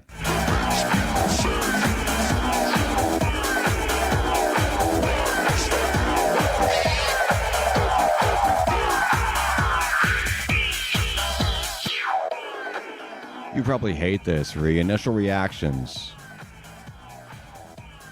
How do you feel? I don't hate it. Right, it's good, right? It's right. It's literally like 90s chart music. Like, still, yes. Can you remember Mojo, Lady, Hear Me Tonight? Remember that? Lady, I Hear think Me so. Tonight. 'Cause my feet. Oh, yes. Lady, Hear Me Tonight. Yeah. Yep. Right? It sounds just like this. Disco. Right? Yeah, it is. And this is what the late 90s charts was filled with. And if you like most decent clubs in most cities and towns were most probably playing like house and stuff like that. So this was on every weekend in most. And it's funny you're mentioning disco because for the listeners and anybody who doesn't know, as much as I say that Chicago House is deeply rooted in Italo and all that kind of stuff, it does have a foothold strongly also in the disco scene, like Ree just said. So that's not entirely off base. So let's explore a little more of Bangin' Volume 5. And welcome back, Amber.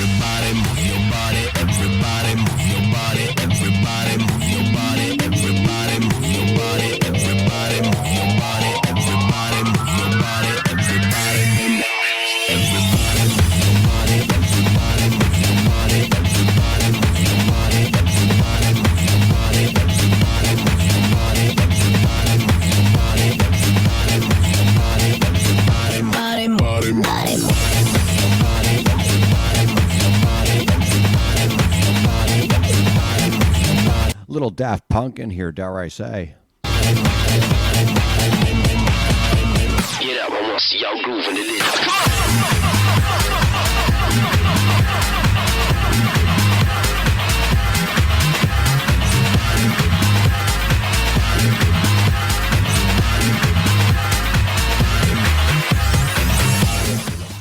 I'm going to lower this for 1 second and say this isn't my official retrospective on Bad Boy Bill, but just due to the conversation, we seem to be exploring the relationship between hard house and what that means depending on where you are in the world against Chicago House, right?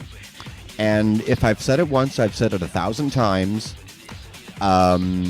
Chicago House is deeply rooted in a sample-heavy style, Italo, Euro, the whole fucking thing, high cadence, high sample rate, disco, and so on and so forth.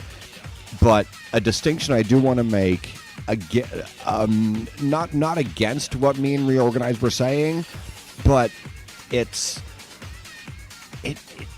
kind of does relate in its own way, right?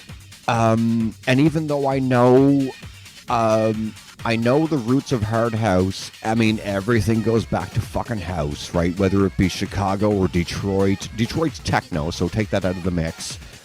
Maybe a little bit of New York, but it all goes to the club, to the queer scene, right? Whether you like it or not.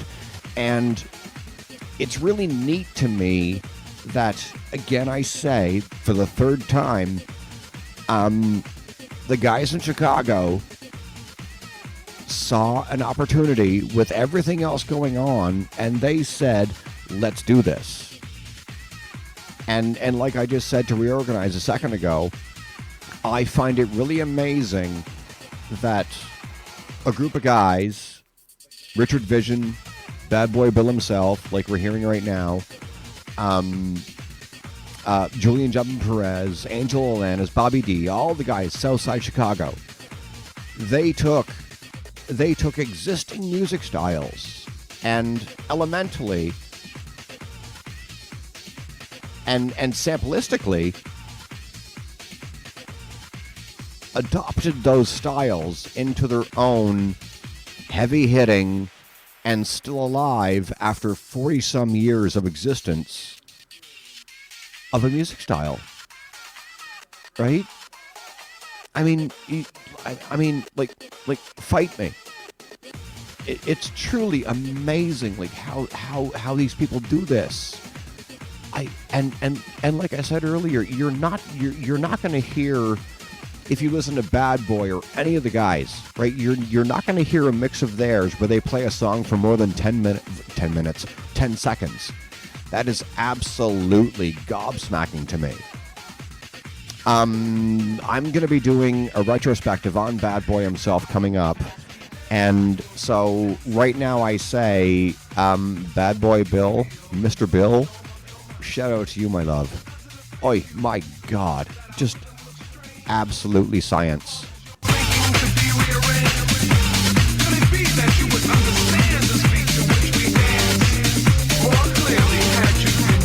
Do you understand the beat to which we dance?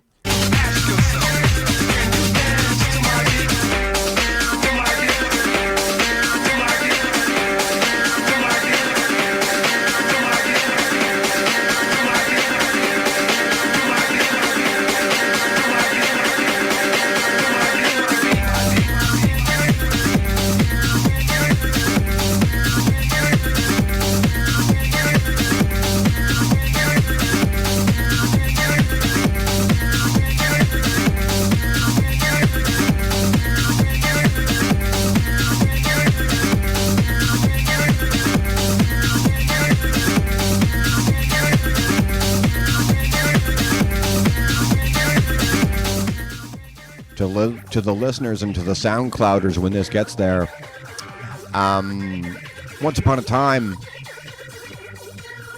me and DJ Amber D in England, who is in my live chat right now, had a conversation about music, and let's come away from politics and everything, music politics and everything for a second. Let's just be fucking real. Me and Amber were having a chat one day, and I don't care what the style is, whether it be house or techno or D&B or jungle, whatever the fuck it is. I don't give a shit. What me and DJ Amber D both agreed on is the fact that no matter when it's from or where it's from or who made it, doesn't matter. What we all have to remember is, no matter what scene you're in, whether it be rock or the alt scene or our community here, the rave scene at large, whatever it is, there's good music and bad music. And I truly believe that that's the crux of it all. And we can sit here and dissect everything until we have fucking kids, right? It's a no-brainer. Good music is fucking good music. A lot of the time that's subjective though, right? Your good music might be my, yeah, okay, I can sort of live without that sort of music. It is subjective, yes. I won't argue with that, yeah. Yeah. But I don't know. Because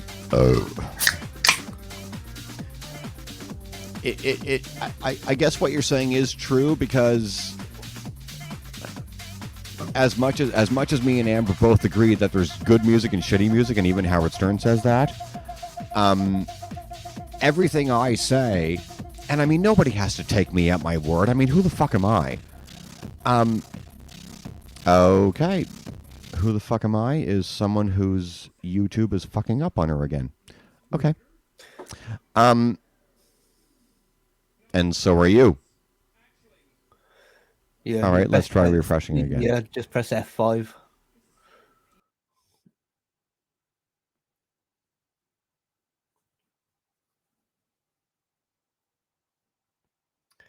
And it's back to me. No, I'm right here. Hello. That's fucking annoying.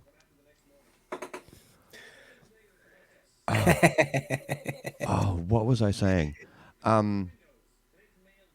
Yeah, it's all subjective. right? And what I deem as good music might not be good music to you. It's all relative. Yeah, I think like you especially with underground music, you have to look at what's your favorite genre, and then like I see suppose, yeah. where it spreads out from there. Because let's come away from the rave scene for a second. I can play you some songs right now that I absolutely love, and you would hear them and go, you might listen to them and go, what the fuck is this? You know what I mean? I mean, fuck. Let's try some. Sorry, go on. No, I was just gonna say I'm gonna put my own logic to the test here. Let me find a song. But yeah, like I can easily be listening to hard house or hard tech 1 minute, and then be sat listening to Korn or Slipknot the next. Totally. Yes. Right. Yep.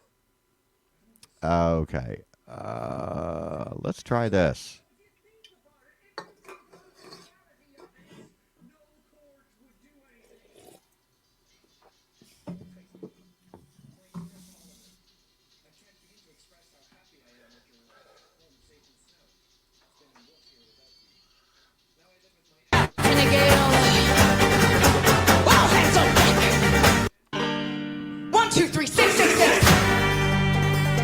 Bridge City Sinners, Song of the Siren.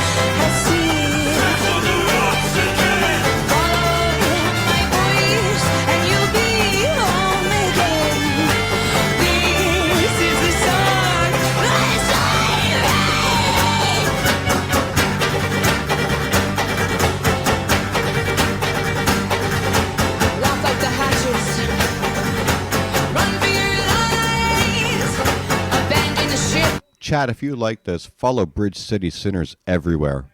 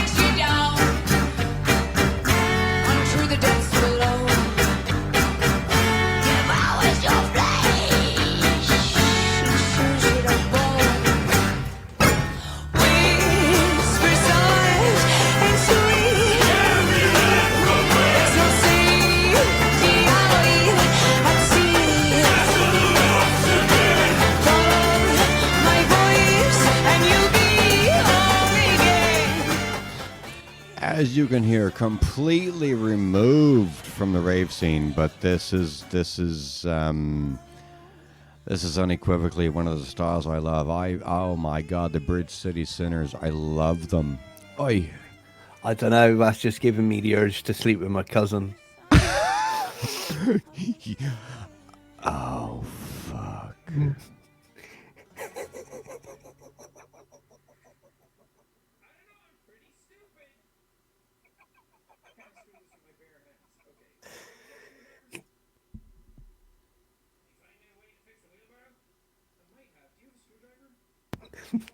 Good night, folks.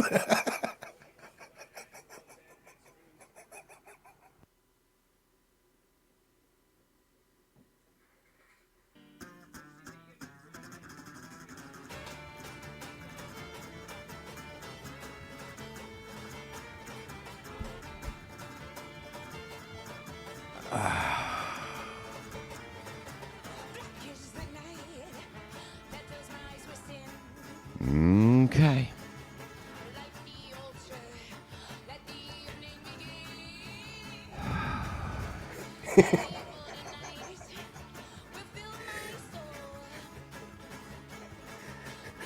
I've never been stifled for words.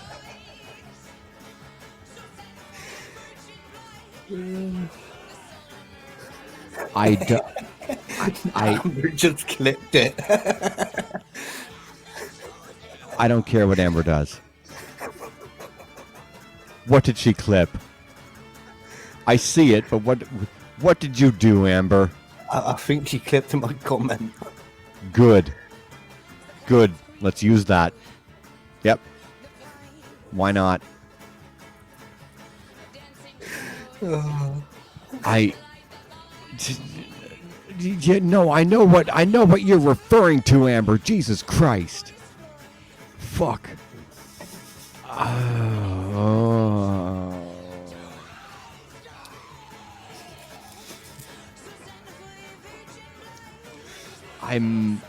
For the listeners, I'm sorry. I'm having a hard time with this because that's not what the Bridge City Sinners are about. Oh, come on, really? Is it the banjo thing? It's the grassroots sound of it. It's the Appalachian Mountains. It's very southern.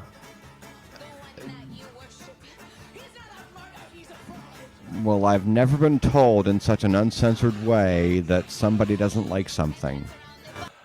I did not say I did not say I did not like it. I'm just saying it gives me.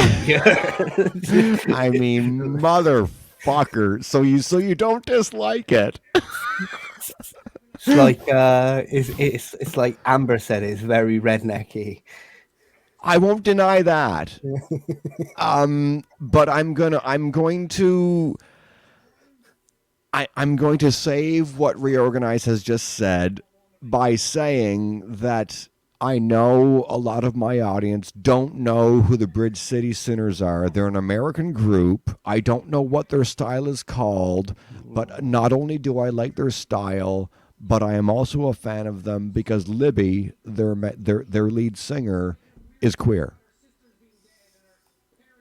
So yes, I like their style, but that makes me like them even more.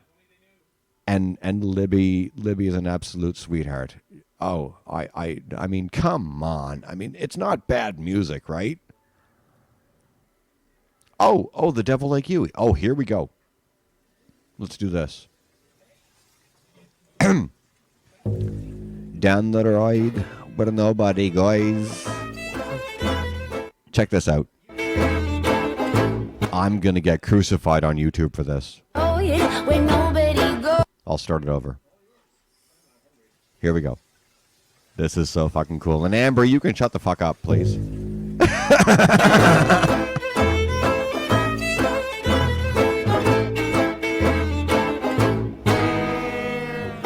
Down the road where nobody goes. There is a story only two people know well. One eye's dead while the other lives free. I'll tell it, dear, if you listen to me well. One summer day, the weather was nice. Two young lovers, a groom and a bride. That night, they share the same bed. Didn't know that she would end up dead. Oh, you said till death do us part. You had to plan from the start. Take all the money, stop her heart. Out the Lord, make a devil like you. I used my hands to take her life, the very ones that asked her to be my wife. I watched the light fade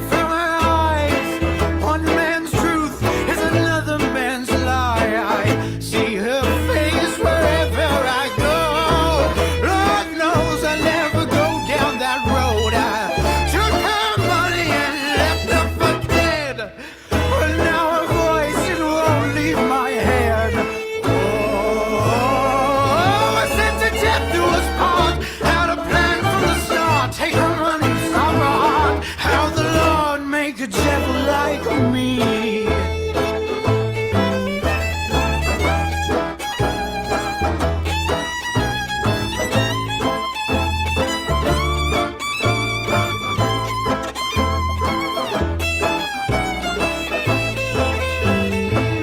Spends his nights lonely and cold.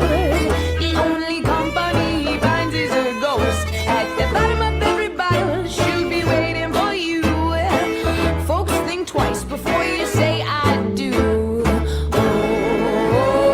Oh, he said till death do his part. Had a plan from the start. Take her money, stop her heart. Out the Lord, make a devil like you. Oh, you said till death do his part. Had to plan from the start. Take her money, stop her heart. How the Lord make a devil like you. Like me. Oh, how the Lord make a devil like you. Like me. Oh, how the Lord make a devil like me. So there you have the Bridge City Sinners, Devil Like You. Well, I went down. Yeah, yeah, it's cool, right? Yeah, she's got that like show tunies like voice, like 1920s sounds like she should be part of like a quartet or something like that.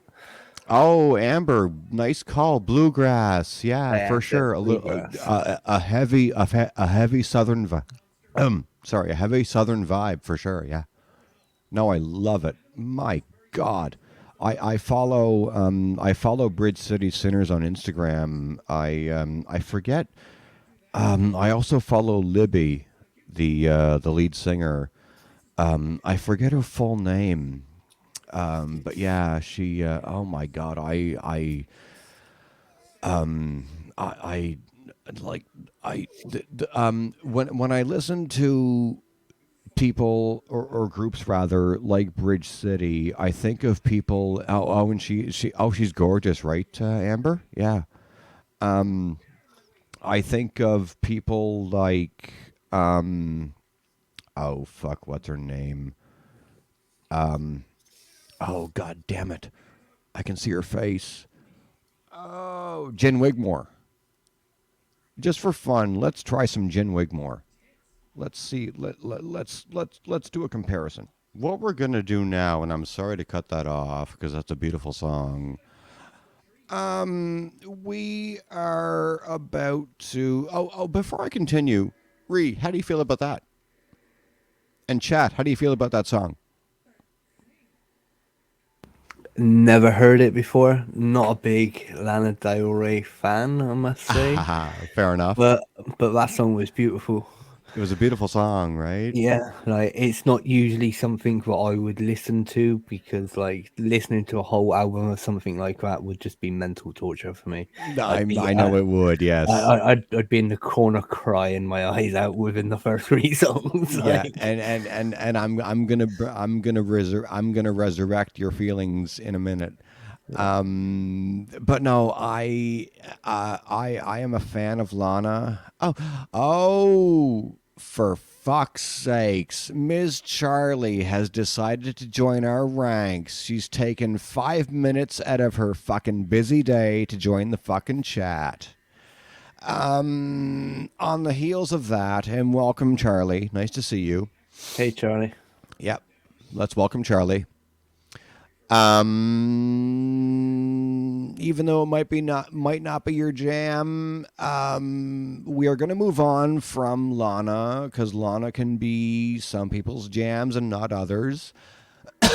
But like I just said, I'm going to regain Reorganize His Heart with this one.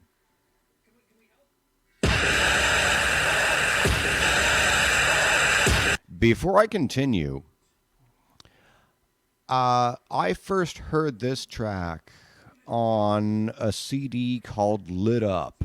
And what Lit Up was a trance compilation back like years ago, 1999 or whatever, whenever the fuck it was. And it was a compilation CD of trance tracks written by Aaron Carter, I believe. included in which was this track. And I didn't know this track or any of the others on this CD when I bought the damn thing. And when I heard this track, honestly, as much as I'm on a microphone right now, I fucking fell in love with this track, you guys. I mean, this is brilliant. So this is Jar Prongo, Moving Through Your System.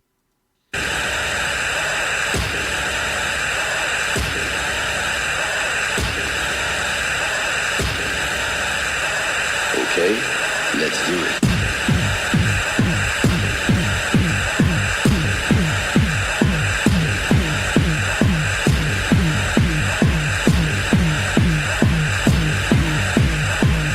Okay, let's do it.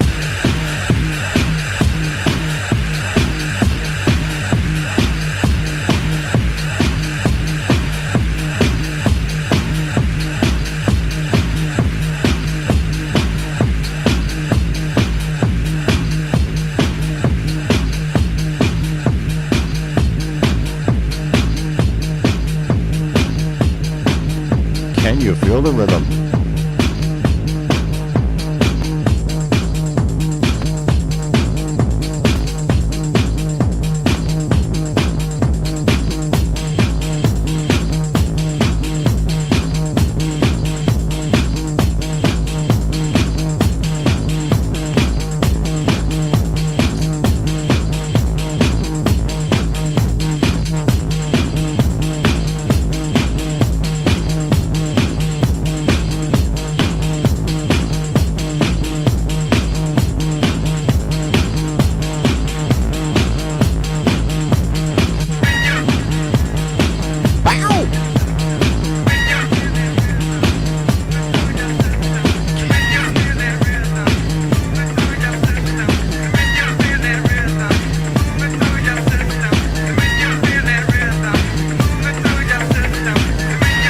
Make you feel that rhythm.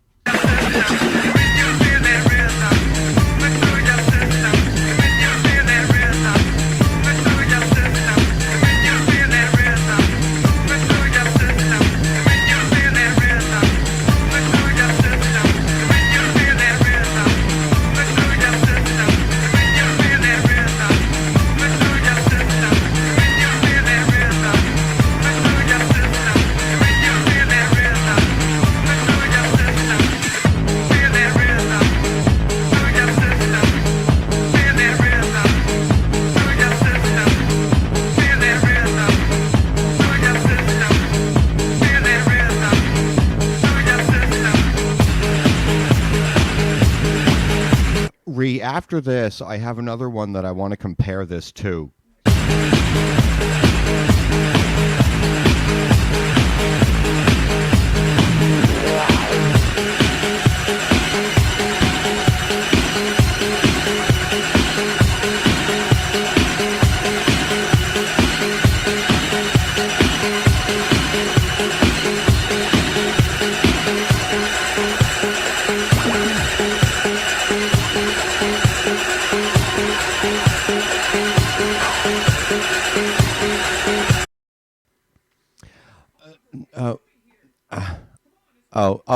Amber. Amber, you like Amber. You must know who Jark Prongo is. Come on now. If you don't know who Jark Prongo is, I mean, really. But whatever. Fair enough. Cultural differences. Oh man. Oi.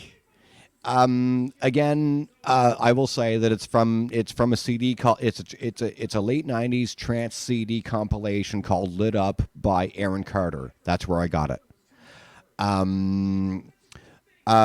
Charlie,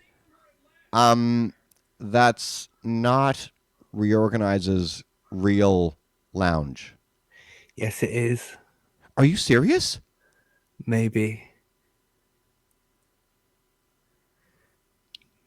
No. Fuck you. Are you serious? Maybe. Oh, you can lick my gash yesterday, cunt. And I'm gonna make fun of Charlie because she thought it was real. I mean, come on, Charlie. Oi, really? I fucking wish. Right? That house looks lovely. I would move there yesterday. That's a lovely background. Yeah, for sure. I expect my house could fit in that fucking lounge. For the listeners, the image that my producer is showing us is the image of a living room, or for my UK listeners, a lounge with two huge couches or sofas. And on one end of it is a skyrocketing brick wall on which is a nice, comfy, cozy fireplace and a coffee table with a fruit basket on top of it and the whole thing. One of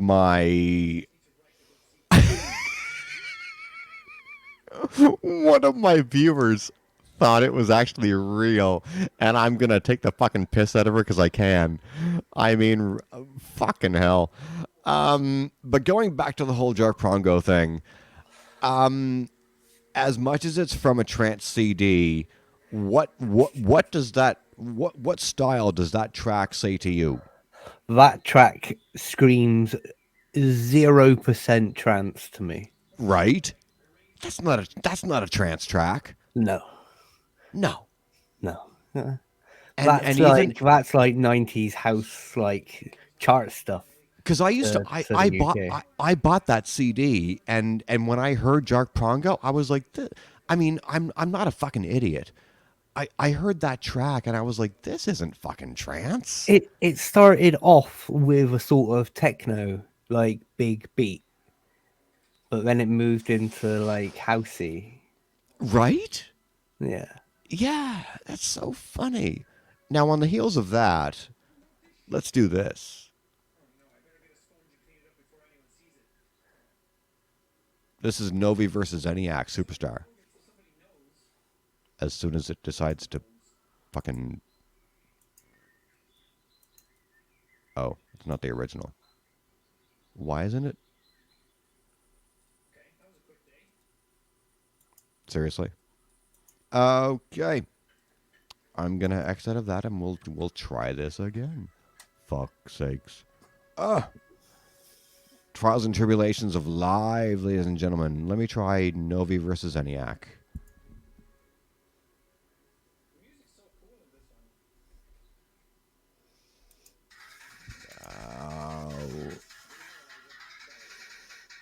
Oh, now it decides to play.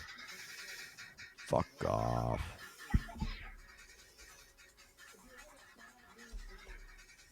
There we go. Okay. All right. Here we go. Oh, I was looking up the wrong thing. It's Commander Tom. I'd like to submit a track for you to listen to from like the early 90s that is quintessential, like old school underground sound. Sure. It was on every single tape pack from like all the big festivals back then, like Dreamscape, Helter Skelter, all that stuff. After this, let's do it.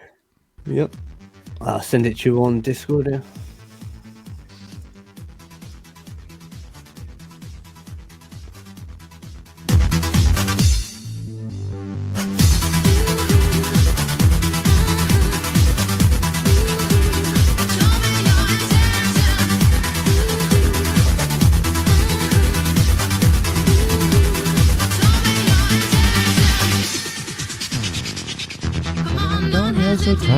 Hesitate. Show me your intention.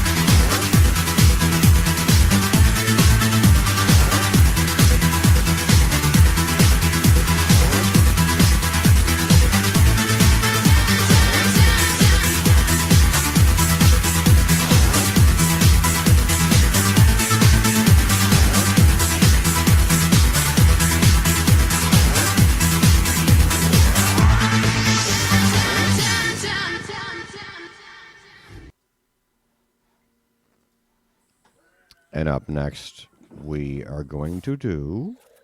That was alright. That had a 70s, 80s electro sort of. Yeah, how do you like that? Yeah, not too bad. Right?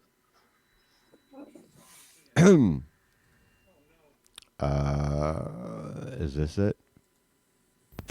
Yep. I don't know what this is.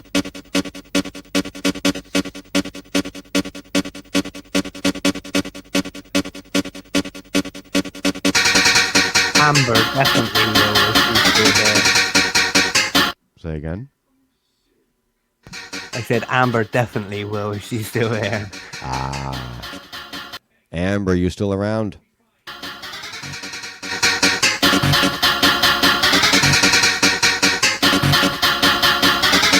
Ah, there she is.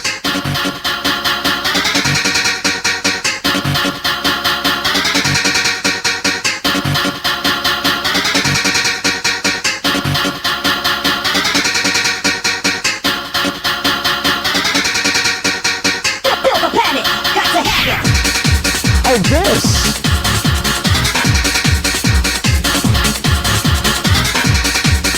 I know this.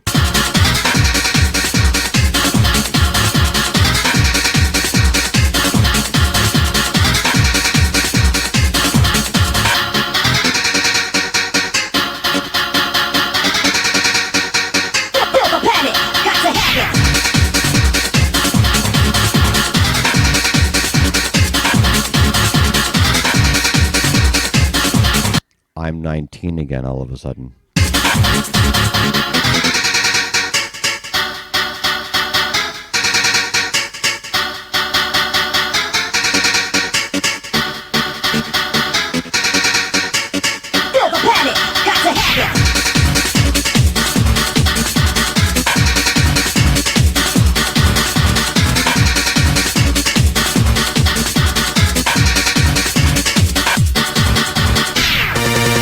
I can't stand this.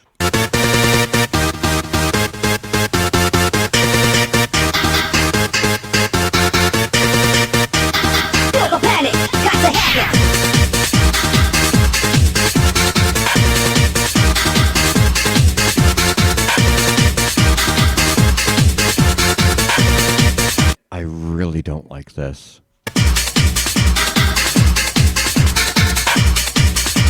Don't listen to that.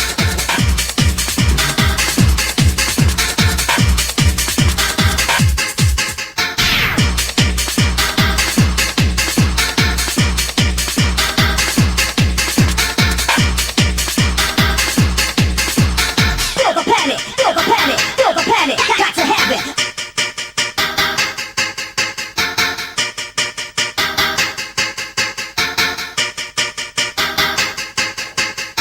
Feel the panic, feel the panic, feel the panic, got to have it. I will not feel the panic.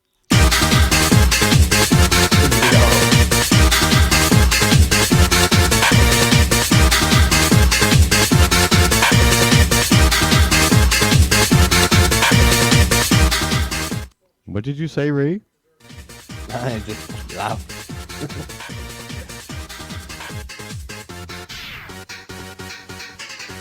But yeah, I don't think you understand how massive that track was on. What did you say? I said I don't think you understand how massive this track was on the underground scene back in the early 90s. Like, it was on almost every tape pack that I owned from. Oh, Charlie, Amber, you can have it. I don't like this.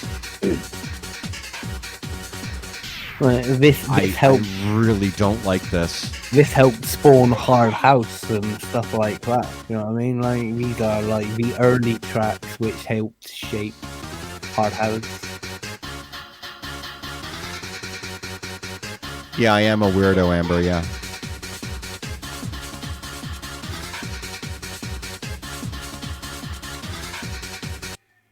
As much as I don't like it, I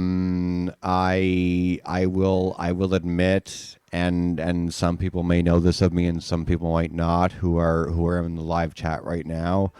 As much as as that track makes me itch, every weekend I have Mixcloud and DJ Slipmat uploads his two shows, Slip's House and World of Rave. And despite what I just said about not liking that track, everyone in my live chat right now, for the SoundClouders here, that track, as much as I don't like it, is everything that DJ Slipmat showcases on his show World of Rave on Mixcloud. Yeah, because Slipmat's fucking it's a weird little school. thing, and I don't know what it is, but yeah, that fucking I mean, really, I don't like that fucking track. It's Charlie for the chat. For the listeners, it says it brings out my ADHD craziness. Defo, well, it is old school. It really is. Yes, for sure. Can you hear me? I won't argue with that. Bear with me. I'm sorry. There you go. Ree, are you back? Yeah. Okay, cool.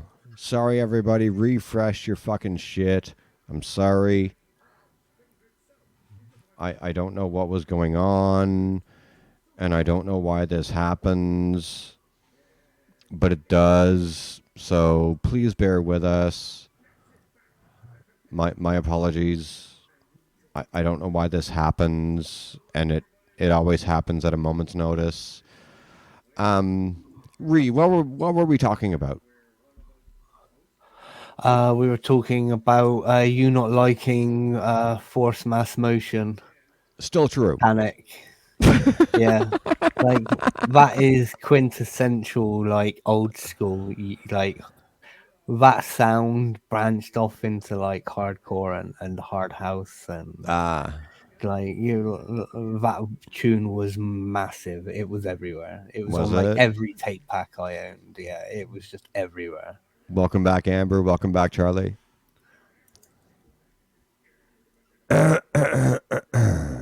Yeah, so you may not like it, but almost every single genre that you love has its roots in like that sort of old school.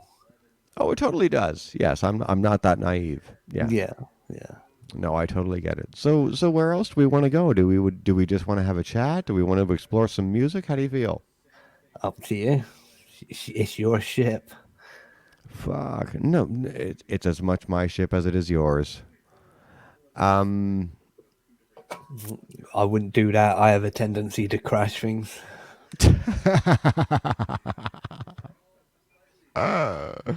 Let me see.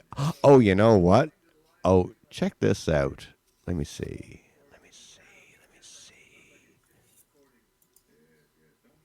Here's one Amber might like. Let me see if I can find it.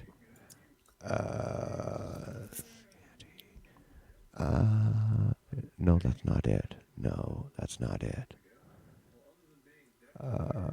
I don't know what it's called. Let me try this.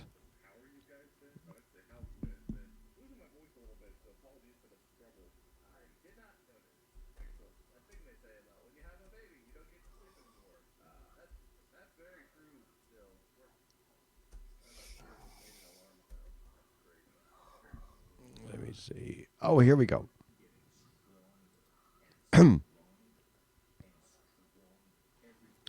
I have to do the thing because nobody can hear this right now. Amber's going to lurk. Oh, low energy. Plug your phone in, for fuck's sakes. Get next to the opposite sex. Get next to the opposite sex.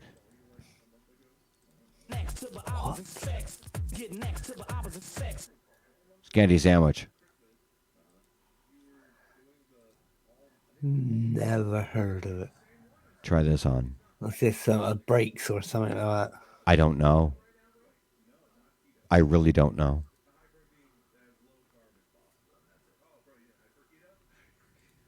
Get next to the opposite sex. Get next to the opposite sex. Get next to the opposite sex. Get next to the opposite sex. Get next to the opposite sex. Get next to the opposite sex.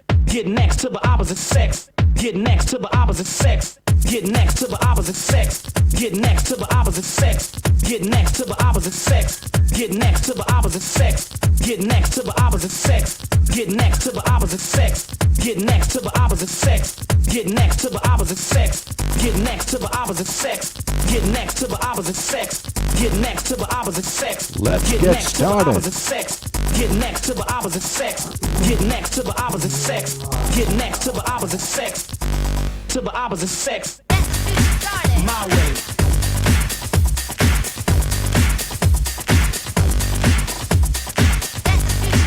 My way.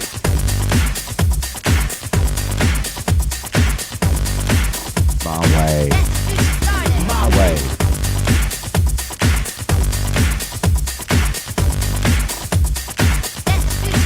My way.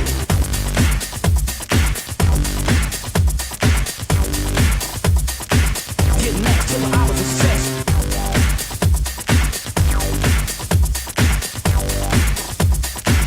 Get next to the opposite sex. Get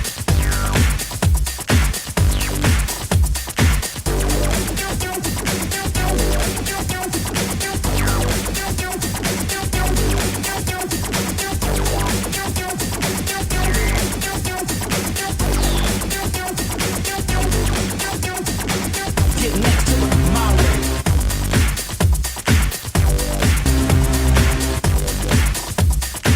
Get next to the my way.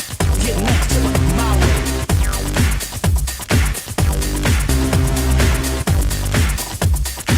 Get next to the my way.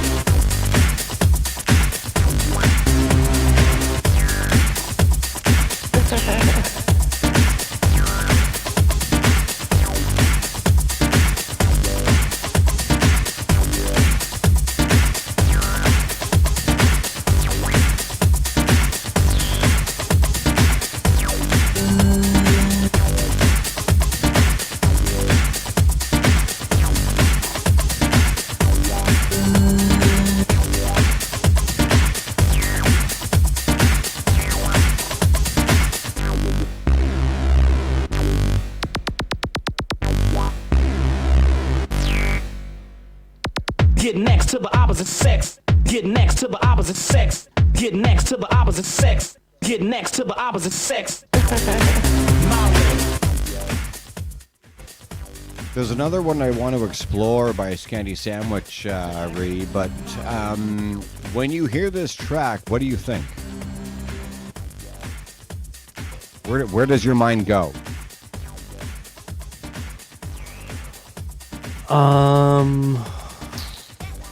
And keep in mind, I have no idea what to call this style. Yeah, I don't know. This sort of. I don't know like, if this is techno or house or tech house. I don't know how to coin this. Yeah, it's a bit weird. Like it's got like 90s elements, like early 90s, like house vibes to it. But then it's also got like that early to mid 2000s sort of. I don't know. Was it sort of electro, that like Freddie Legrand sound? Maybe a little bit stuff like that. Yeah, right. You know what I mean? Like it's got that sort of. I've known this track for quite some time, and I've never been able to pinpoint what it is. I can't articulate this. Like, what the fuck is this? What do you say, chat? Whoever is still here. Freddie Legrand had a song out with Ida Core called Let Me Think About It. So, let me think about it. Like, oh, yeah. Yeah, and it sounds very much like that. Similar. Yeah. What's that?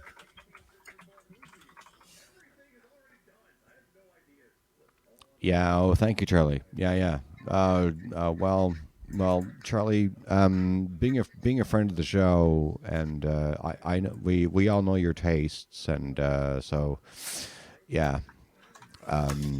If Charlie says it's good, then it's fucking good. Any request, Charlie, since you're still here? What do you want to hear, darling? Oh, and Amber's still here. Amber, Charlie, give us some requests. What do we want to do tonight? Yeah, there you go.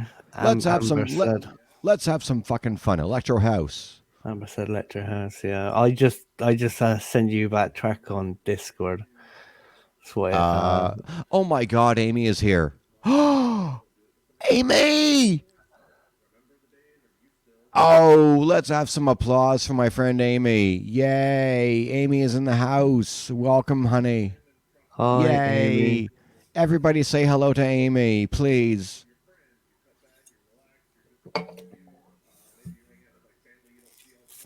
Oh, Amy has been listening in the background while cleaning the house. Oh, she's talking about the Mercury Lounge in Ottawa. Sounds like Tech House to me. She thinks of Jared Bradley. I don't know who that is. Tech House as well.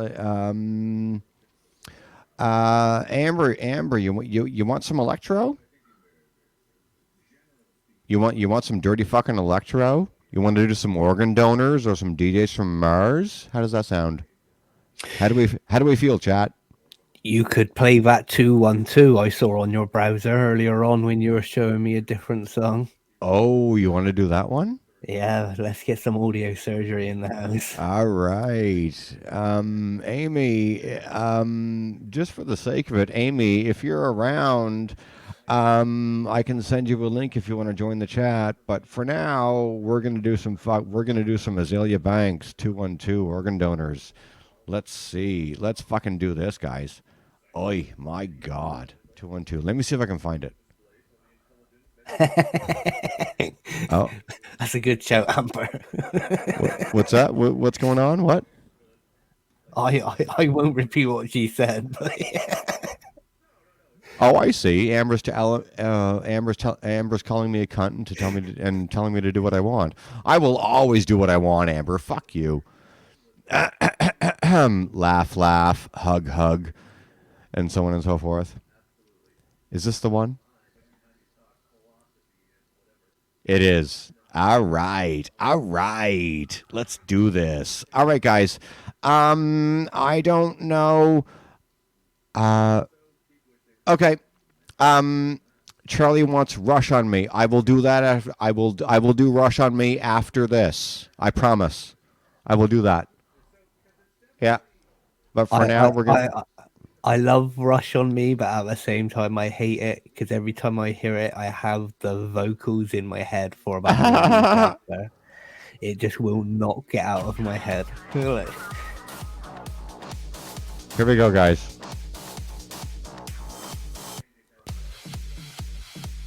For those that don't know, this is the Organ Donors remix of Azalea Banks 212.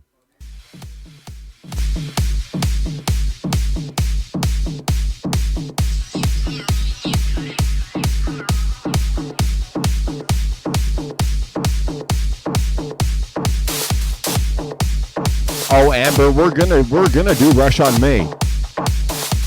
Don't tell Daddy how to fuck. I mean, don't come for me, bitch. I love the womp, womp, womp, womp that the organ donors now. Yeah, right.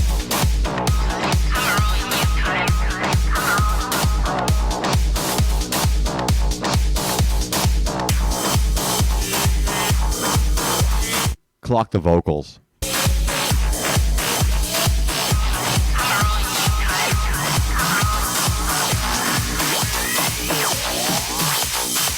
Hey, I can be the answer. I'm ready to dance when the amp's up. And when I hit that dip, get your camera. You can see I've been that bitch since the pamper. And that I am that young since the beacon. The bitch who wants to compete in. I can figure fit that pump with your peepin'. You know what your bitch become when her weed's in. I just wanna sit that punch with your peeps in. Sit in that lunch if you're treating. Kick it with your bitch who come from Parisian. You know where I get mine from in the season. Now she wanna lick my plum in the evening. And fit that tongue the deep end. I guess that can't get eaten. I guess that can't get eaten. I guess that can't get eaten. I guess that can't get eaten.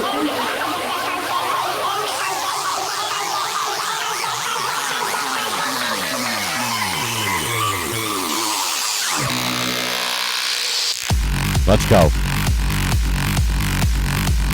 Organ donors.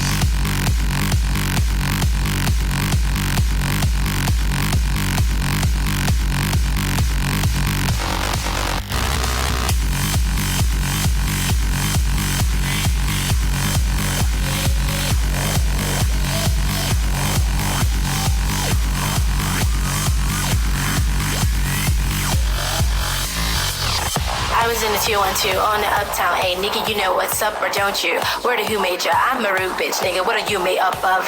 I'ma eat your food up, boo. I can bust your 8. I'ma do 1, 2. Fuck you gon' do? When you do make fuss, I'ma look right, nigga. But you do 1, 2. Fuck. Fuck 'em like you do 1, 2. Come to get discovered in my 2, 1, 2. Cock a licking in the water by the blue. Yeah, you caught the warm goo. And you do right too, son. Nigga, you a Kool-Aid dude. Plus your bitch, my nigga. Wonder who let you come to 1, 2. What you do, crew, son? Fuck are you into, hun? Niggas better do run. You can get shot, homie, if you do want to. Put your guns up. Tell your crew don't front. I'ma hood them, nigga. You know you were 2 once. Bitch, about to boo up too. I'm the 1 today. I'm the new shit, boo. Young Rapunzel. Who are you, bitch? New lunch. I'ma ruin you, cunt. Fuck 'em like you do 1, 2. Come to get discovered in my 2, 1, 2. Cock a licking in the water by the blue. Yeah, you caught the one goo. And you do right too, son. Bitch, about to boo up too. I'm the 1 today. I'm the new shit, boo. Young Rapunzel. Who are you, bitch? New lunch. I'ma ruin you, cunt.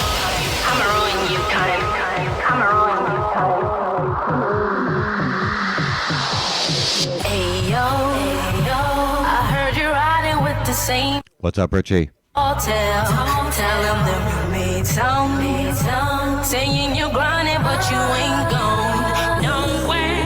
Why you resonate, girl? You got a lot, but you just waste all yourself. They'll forget your name soon. And won't nobody be the blame but yourself. Yeah.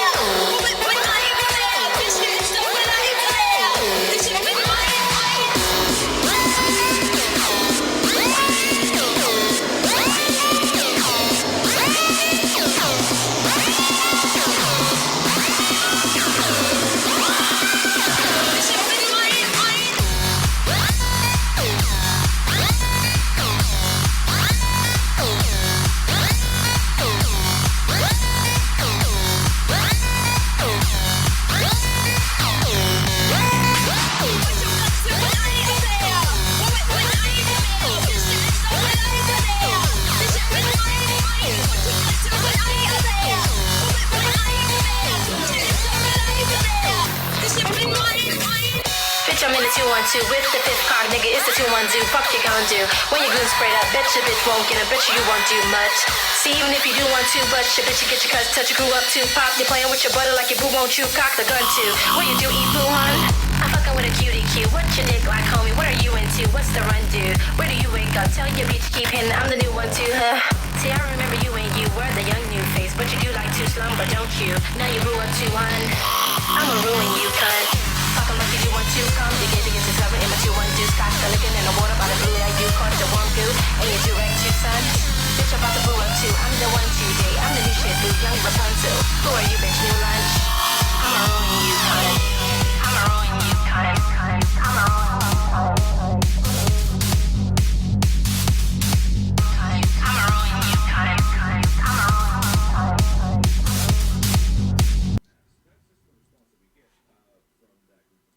Isn't that amazing?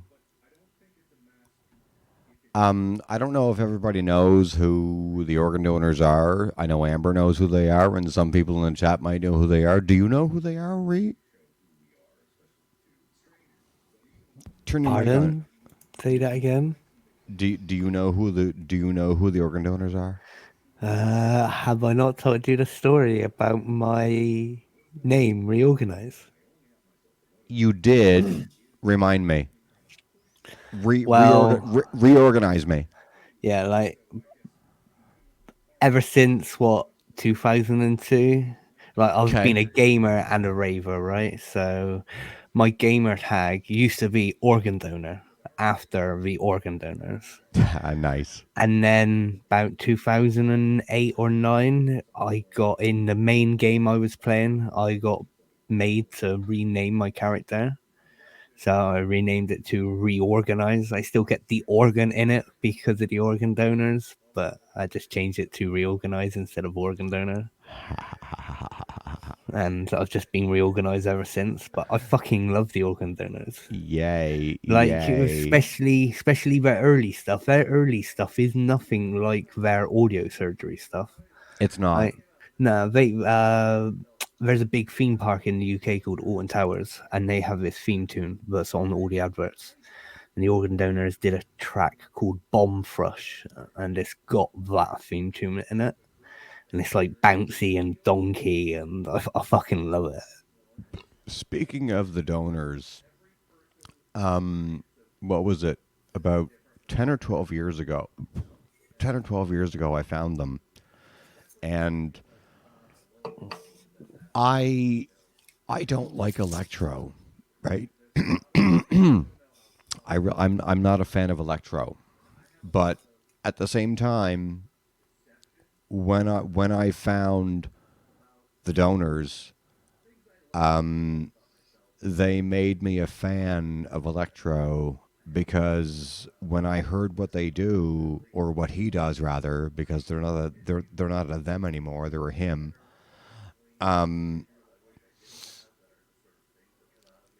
It's not so much electro as it is dirty electro, right? Am I accurate in saying that?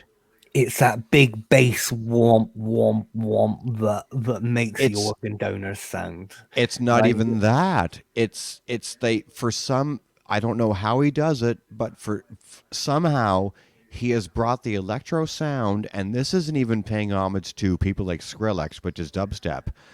But for my money, what the donors did, and what's his name?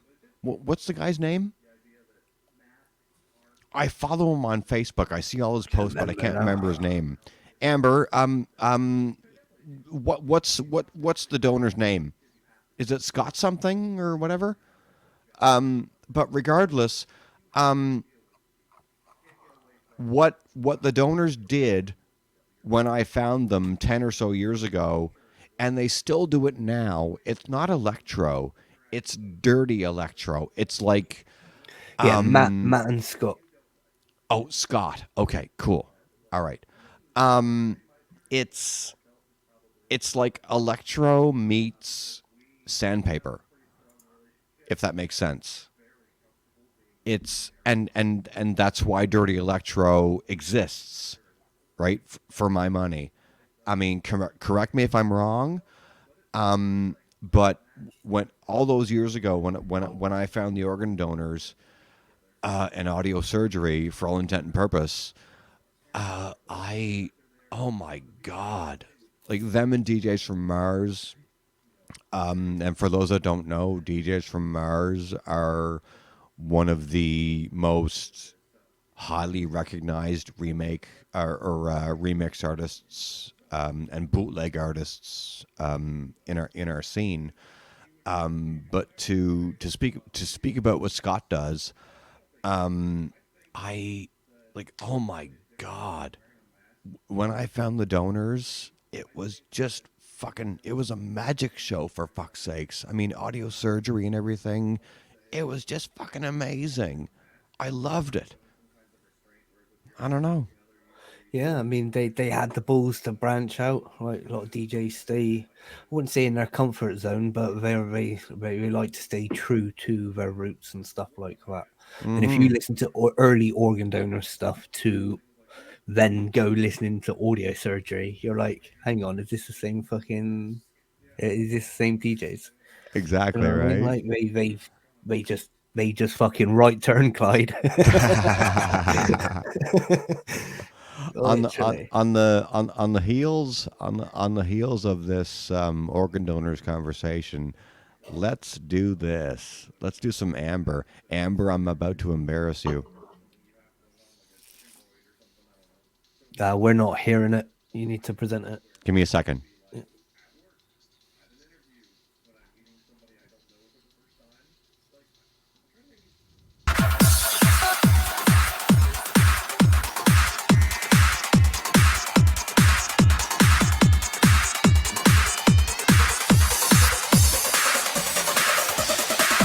Amber D, do you have a rush on you?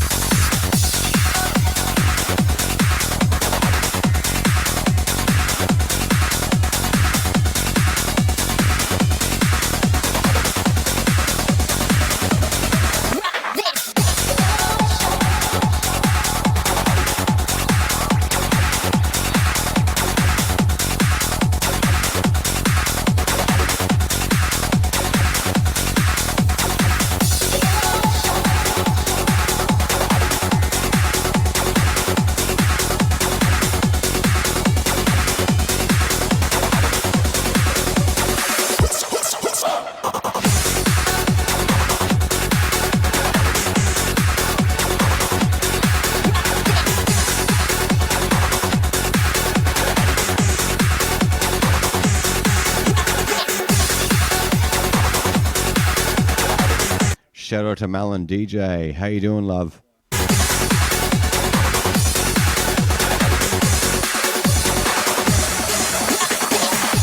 You've never seen my show. Welcome to my train wreck.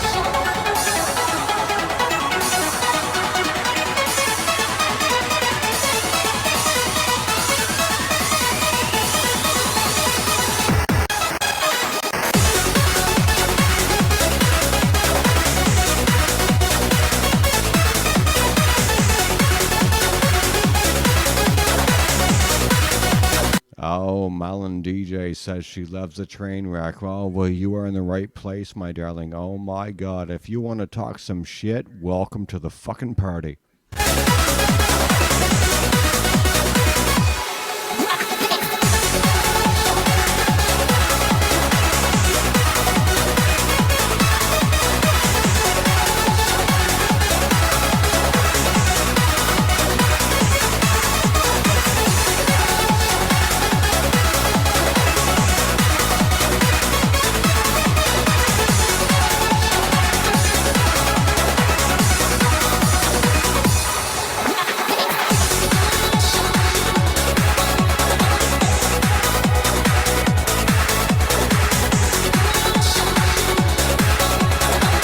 Amber, can you please hurry up and end your fucking track?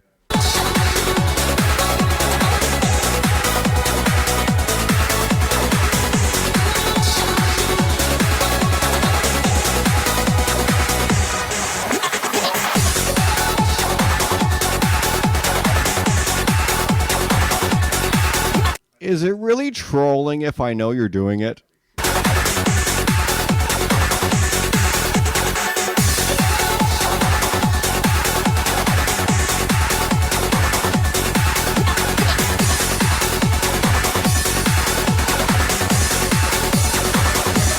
You love it though, you're a troll feeder.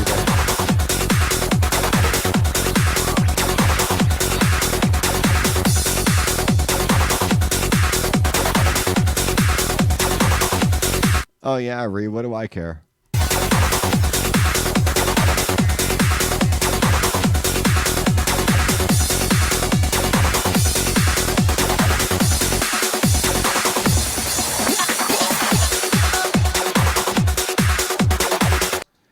So that was Rush on Me. That was by a DJ by the name of Amber D. She resides in England, and it's a really cool track. And I have to say, given the chronology of music that me and you have been talking about, Ree, for this whole session,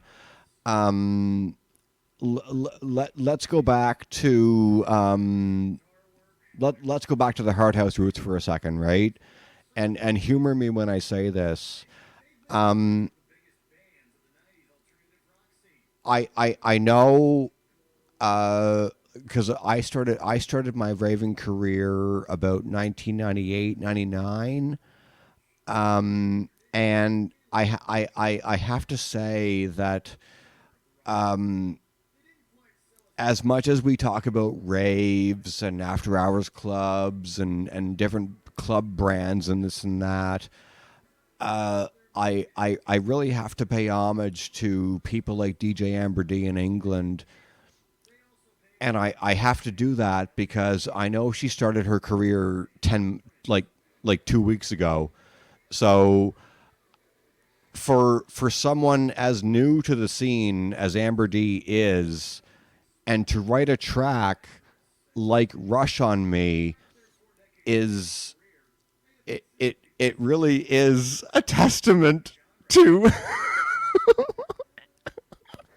just goes to show how fucked up our music scene is. It really is a testament to what people can do when they put their put their mind to it. And I tried to do this with a straight fucking face.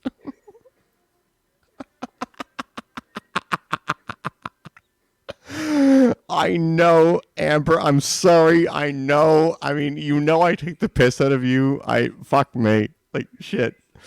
I really have to congratulate Amber on starting her career 2 weeks ago and writing such a banger as is Rush on Me. I really have to hand it to her. Fuck. And she's gonna fucking crucify me in private. Amber, are you still pretending to mix as well? Yeah, you still using pre-recorded shit? Oh, good question, Ree. Amber, Ree is asking you if you're. What did you say, Ree? I was asking her if she was still playing along to pre-recorded mixes, like pretending that she was mixing. Oh, so she's still hitting buttons, pretending she's a DJ. Yeah. Oh, okay. Oh, okay. So Amber, what do you say? That track was engineered by Technical in reality. Okay. Well, good enough. So, all right, there we go, guys. But Reorganize is asking if you're still pressing buttons during live parties and pretending you have the skill to be a DJ. No, I know you're exactly. Yeah, you're not even a DJ. Nope, I knew it. Yep. So there you have it, folks. The Cadbury secret is cracked right here. Amber D does not exist.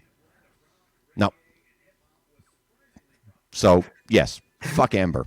So here we go. So what do we want to listen to?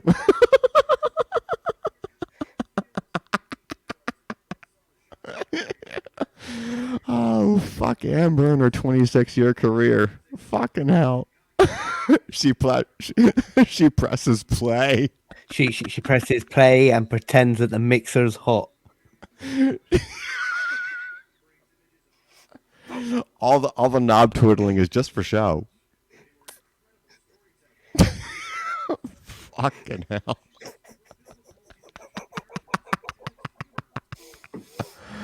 On the heels of that, I know everyone's gonna love this one.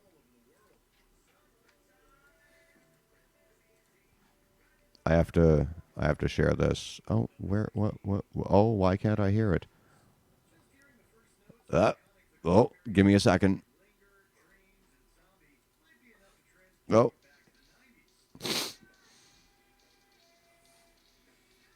I hope this is the one I want. I can hear a zombie in the background.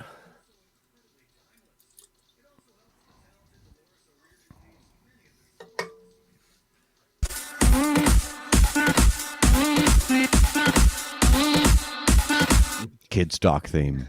I was a kid.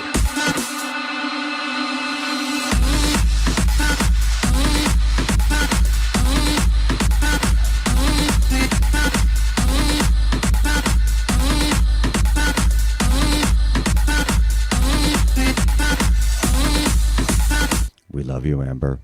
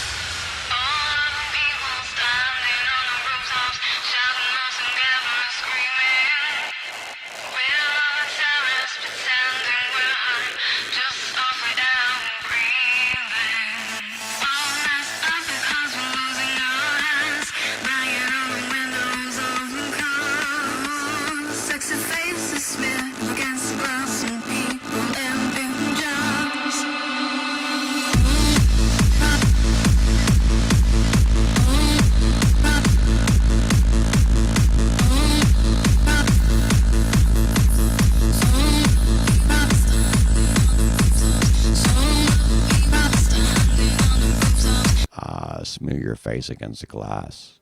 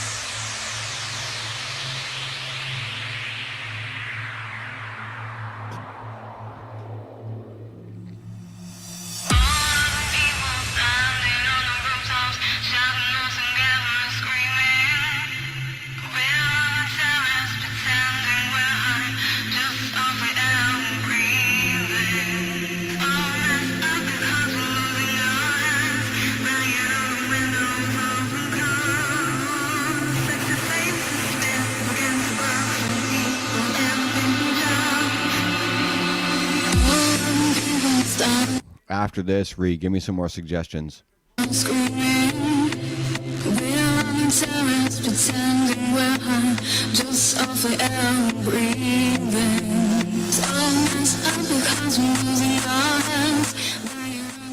As much as I don't want to interrupt Alex Kidd and Kid Chaos, Kid Stock Theme 2008. I do want to remind people that, Tina Arena Chains. All right, no worries. I do want to remind everybody that today it's a kind of intentional but unintentional show. Came on air today just for fun. No agenda whatsoever. Just talking shit. And thankfully, I am kept company by my own producer, Reorganize, and I love him. We were talking about some shit earlier. We explored Bad Boy Bill. We explored Tony DeVitt and so on and so forth. Blah blah blah. Right, and we explored different styles and so on and so forth. And we will continue to do that as the show goes forth. I will admit that as much as we are on air right now, I'm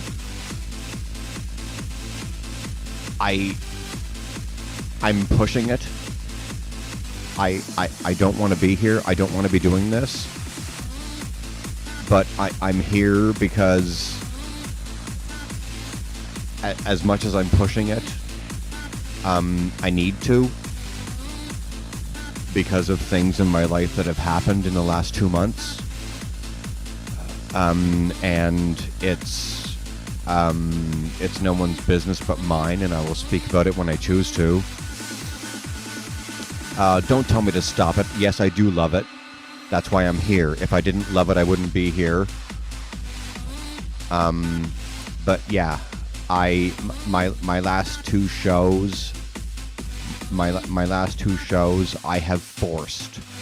Honestly speaking, I've forced them, including this, even though I want to be here. But yeah, let's have some fucking fun.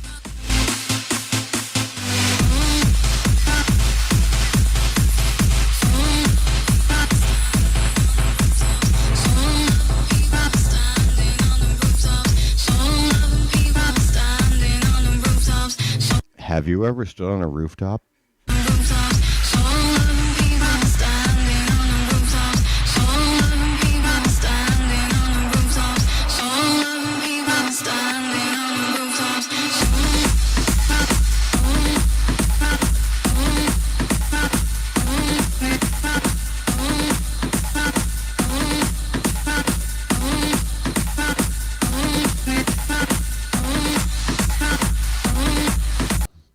It's funny. It's funny that track is only a couple of minutes away from the end. I have to say it's really interesting. And I don't know how you feel about this. And chat, please sound off if you have thoughts on this. When I listen to a track like Kidstock Theme, for some reason, it brings me to. As I mentioned earlier, like Slip's House and DJ Slip, Matt's World of Rave and all that stuff. But for some reason, and I can't articulate this, or at least I have a hard time doing so, I don't know why, but I think of like Danny Howard and the Friday Night Dance Party on BBC Radio 1. Because I have the BBC Sounds app, and I think of Annie McManus, Annie Mac's show, again on BBC Radio 1, and Pete Tong, and I don't know why I make this connection, but I do. I listened to, and I do listen to quite often, Danny Howard's show when I'm coming home from work after a night shift, and it's a really great fucking show. And I mean, you know what? Let's come away from clubs and raves for a second and just talk about fucking good music, right? Whether it's house or techno or whatever the fuck it is. Yes, Danny Howard is Danny Howard for all intent and purpose. I mean, really, right? And so is Eddie Halliwell. I love Eddie Halliwell, even though Halliwell is part of the God's Kitchen roster. I love God's Kitchen and the whole trance thing. I've been a fan of it. I've been a fan of Eddie Halliwell for many years now, and still am. Tina Arena Chains. Okay. Charlie, what do you want? Tina, what do you want me to do? And please reorganize. Sound off if you can add to my comments in any way, shape, or form. It's us now. We're not doing music. About what? Sorry. Just the whole like. Just the whole after hours thing against raves and radio, like everything I just said, right? Like Danny Howard and the whole thing. I like it. It's just as much as we can pick it apart. Why can't we just let people be people? You know what I mean? Like why can't we? Like why in our community does this hierarchy exist? Right? Like, oh, okay, like I just said, Danny Howard on BBC Radio 1, or even Pete Tong for that for that matter on Essential Mix. Why the fuck does that divide exist? Like, because some people could give a fuck about Essential Mix, and other people live by it. I don't understand, because I love it all. Yeah, I suppose it comes down to maybe what area you grew up in, maybe your background in music, what sort of styles you'd sort of sampled growing up. And Amber is saying experience and talent and luck. Okay. Yeah, and again, you've got that mainstream versus underground divide as well, right? That's there. Like I love it all, but my heart is in like the underground scene, right? Well, yeah, and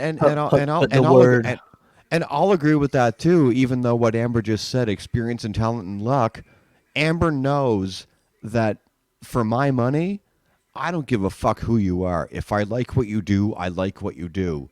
I really have a bone of contention with the fact that, like say for you, for example, Ree, if Pete Tong asked you for a mix tomorrow,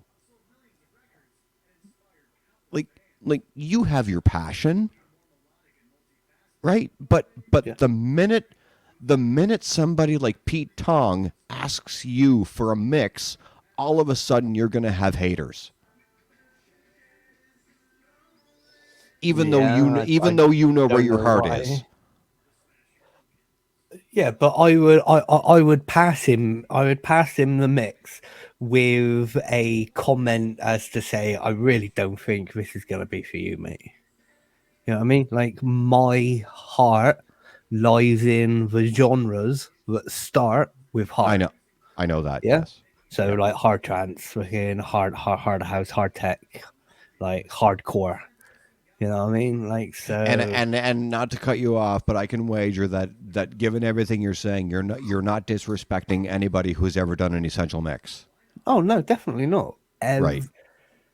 Everybody has their own thing, right? Everybody has their own sound that they like. Amber in the chat saying that we all judge. For why ever we judge. Why the fuck do we judge? Like, what the fuck is it? Yeah, I don't know. Like when I was out raving, yeah, like I was never in on a Friday or Saturday night to listen to a Radio 1 Essential Mix. I was always either fucking like there at that venue as it was, or like in some dark, dingy club listening to some like hard tech. Amber is saying judgment comes from our human survival. Social hierarchies. There you go. Doesn't make it right. Yeah, like each to their own. You know what I mean? Because I don't like it. I mean, we can both agree, and Amber will and Amber will say this too. She has a fucking Essential Mix, and she's probably got 1,000 fucking haters. I mean, what the fuck? I mean, what the fuck is up people's asses? Yeah, like I've never known that that's even a problem. What you're talking about? I've never seen that people hate on other people that like listen to Essential Mixes and stuff like that. Oh, mate, Right. I'm not even talking about Essential Mix specifically. It happens every day, Ree. It happens every fucking day.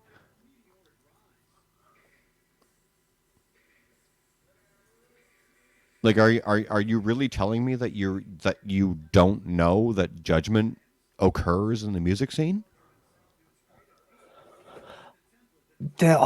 I don't know whether or not judgment is the sort of right word, right? It's all your own preference, right? I personally don't like trance, yeah. So when I go onto Twitch and someone's playing trance, I'll just flick off of them. It's not that I'm against it or I fucking hate it. It's just it's not my jazz. I'd rather listen to something else. Or would you Know what I rather mean? say that the style of trance you're listening to isn't your jam? Yeah, but also most trance in general, right? I like the old German trance, like the old Tracid tracks and Oh, stuff for like sure. that. Yes. Yes. Yeah, but as soon as you start branching into like normal trance, it's for me, it's the floatiness, right? It Mm. it's just my personal preference from when I was out raving.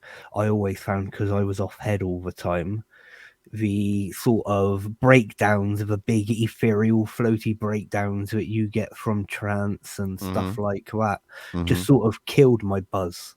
I would Yep. much rather have the rolling beat of like hard house or techno Oh, for with sure. Yeah. some like shaker hi-hats going constantly and I stuff love like that. I love how we're talking about trance and the chat is talking about Marmite on toast. Yeah, that's it. I mean, fucking, what the chat is my what the fuck is my chat on about? I mean, what the fuck are you people talking about? I Yeah, it's like if I was to get dragged along to a rave and it wasn't my sort of music, it's not like I'd turn around and leave straight away unless it was like unless I'm going in there and I'm expecting 150, 155 BPM, but they're playing like 120. You know Mm-hmm. what I mean? Like that's when I'd be a bit like, oh, okay, what's going on here?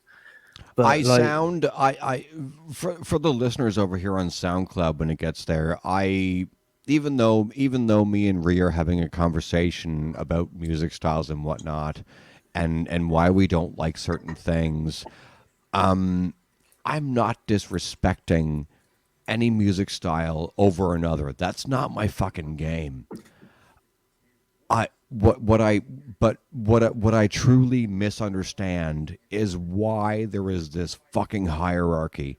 I don't fucking get it because I can listen to anything from like fucking techno to country. I don't give a fuck. I don't get why like even though I played a track of yours earlier on the show and I unequivocally didn't like it. I don't I still struggle to understand this because we're all family after all. We are a global family. I mean, let's be real. I don't understand. Malin DJ, I love trance, but I also love hard house and hard trance and hard house. We all like different things, and that's what makes the world interesting. Would be fucking boring if we all like the same things. Well, that's exactly it. That truly is it. Yeah. Because I mean, I can listen to Amber and I can listen to you reorganize. I can listen to Lisa. I can listen to Bad Boy Bill. I can listen to Todd Terry in New York City. I honestly don't give a fuck, and Amber knows that of me. I can say that for sure. Like I don't give a fuck, but for some reason people give a fuck. We are all a global rave family, and why for some reason why people give a fuck, it eludes me. um Charlie, if you're still here, give me that Tina track again, please. Oh, you're still here, Charlie. Okay, give me that Tina track. yeah, but like even if you are a music lover and you've got a wide spectrum of genres that you like, yeah, Like you still have places where you don't really like going, right? You don't really like drum and bass. I hate it. Exactly, right? So like everybody has that sort of tipping point with their music. Fuck off, Jennifer Rush. Had a moment there. Sorry. Welcome back, Ray. Thank you. Yes. Sorry, chat. I for those that don't know, sometimes I go off on a tangent and I lip sync because I've been building a fucking drag act for 3 years. Oh my God! Oh yes, Jennifer Rush, Power of Love, and oh my God, YouTube is gonna fucking crucify me. But I don't make any money. Who the fuck am I? See, you say Power of Love to me, yeah, and I think of a totally different track. What do you think? What do you think of? It used to be like a happy hardcore track called "A Power of Love." Really? Back in the 90s. What? I don't know what that track is. What's that? Yeah, let me try and find it for you. Amber says Q-Tex. Is that? What is this? What am I? Let's do it. Yeah, please. Is it a remix? I've heard it remixed in a few genres, says Amy in the chat. And Amber says, what are we doing here? Let's do this. Yeah, for sure. Is it Q-Tex, like Amber's saying?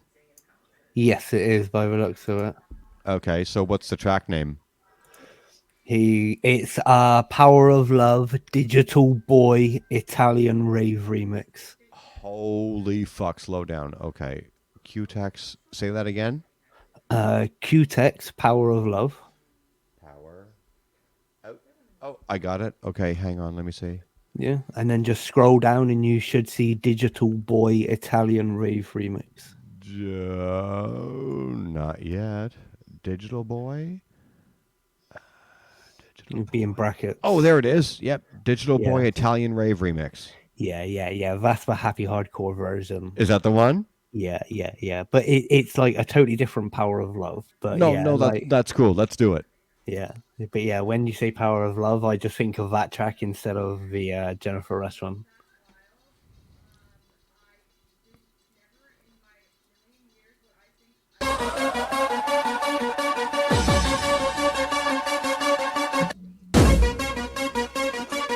Here we go.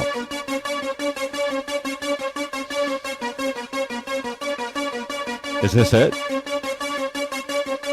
Yep, this is it. Okay.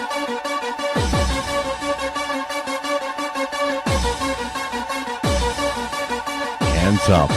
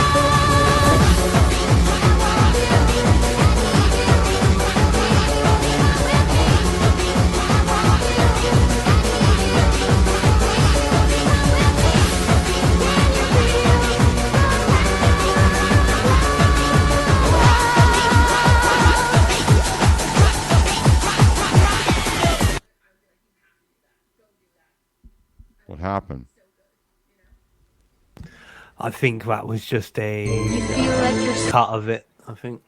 Oh, did it end? Oh, okay. Yeah, it did. Oh, all right. Cool. This is so But yeah, fun. that's all your old old almost original happy hardcore tracks. All of those like Fortin Styles. I remember. Yep. Yeah, Psy, like all the bonkers CDs. Oh, I fucking love it. Yep. It brings me back. Yeah, I love it. I'm gonna take a chance here. Oh, there she is. All right. I'm just copying a link here, if she pleases.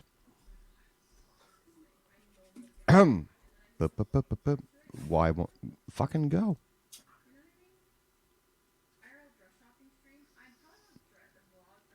I think this individual, if they choose to accept my link, can add some perspective to what we're talking about tonight.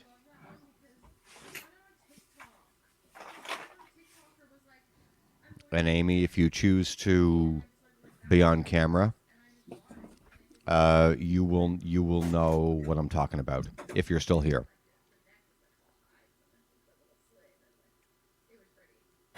I think she is, Amy. I already sent you the link, Amy.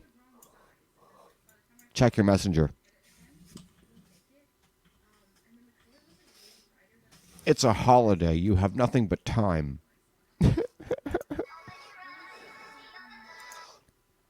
Amy, I think you can speak with authority about the happy hardcore scene here in Canada. So, if you choose to come on camera, please do.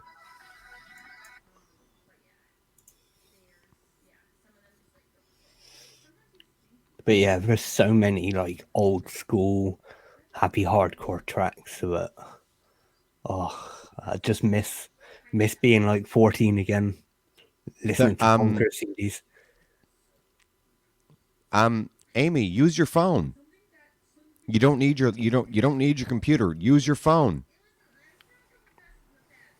But yeah, sorry, Ree. Yeah, no, it's just like you're saying, like there's so many good like vocal happy hardcore tracks from back then. Yep. Oh, completely. Yeah. Sorry, I'm having pizza.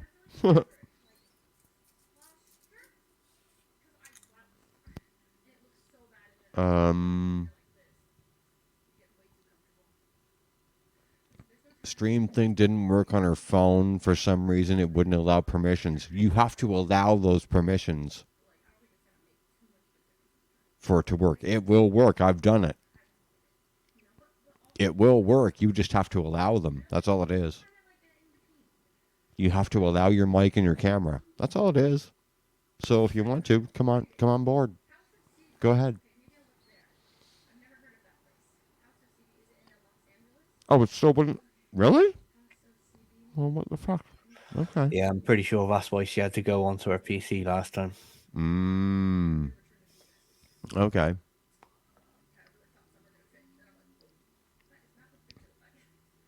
Do you have an Android or an iPhone? No, of course I don't have to ask that. You have an iPhone.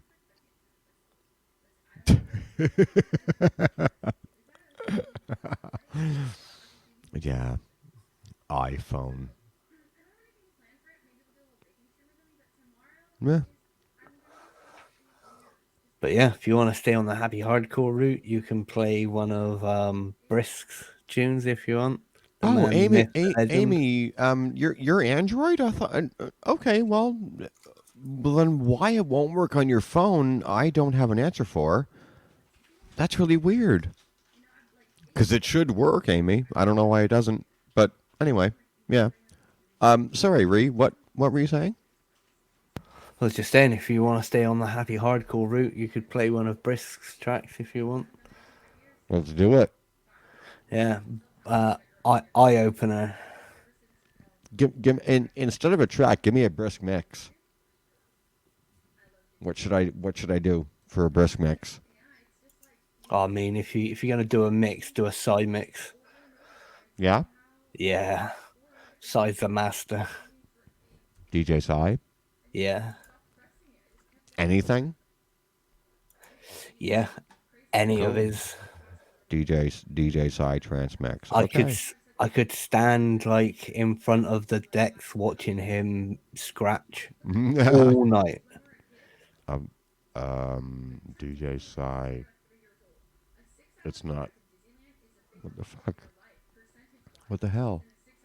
DJ Psy. I'm not finding DJ Psy. I'm finding DJ Psy trance. No, yeah, it's SY, not PSY. Oh, whoops. Okay.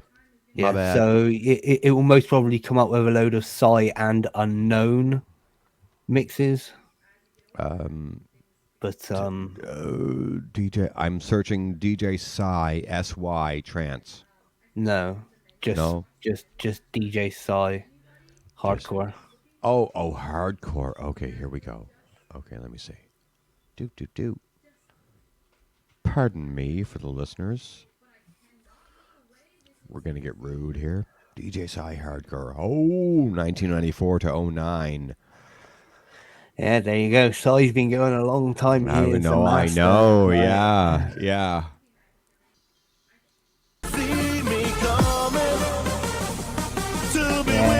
here you go. Forcing Styles. Yeah. Paradise Indeed. Oh, look at the chat having fucking orgasms. Yeah, man. This is my childhood. Here we go.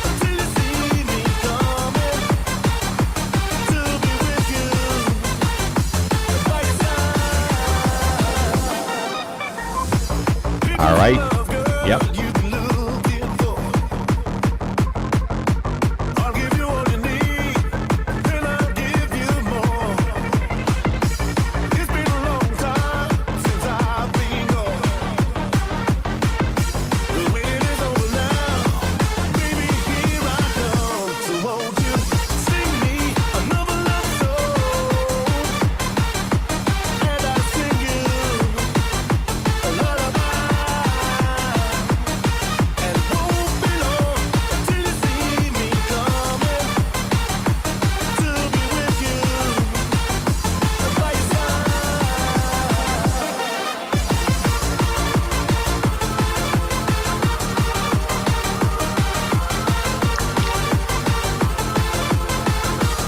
Charlie, Scooter. I mean, come on, really? This is.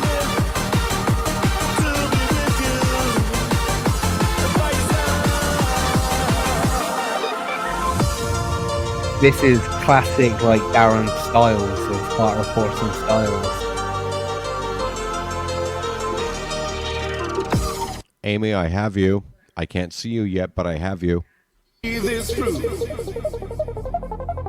Imagine that all you want is standing next to you. You don't have to dream, no. Our time is up. The waiting is over now.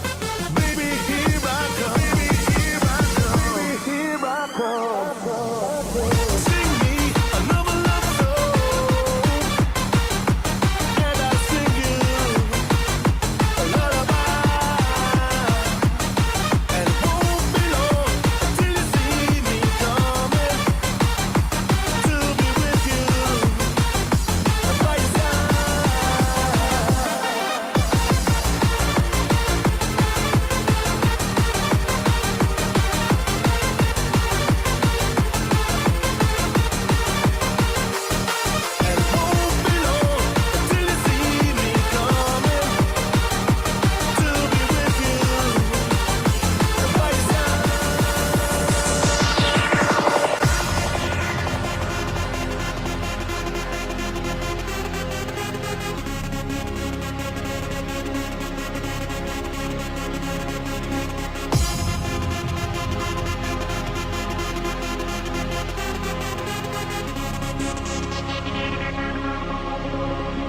Thanks for stopping by, Melon DJ. Nice to see you. We'll see you again, darling. Have a good night. Rest well. Take you there. Just close your eyes if you dare.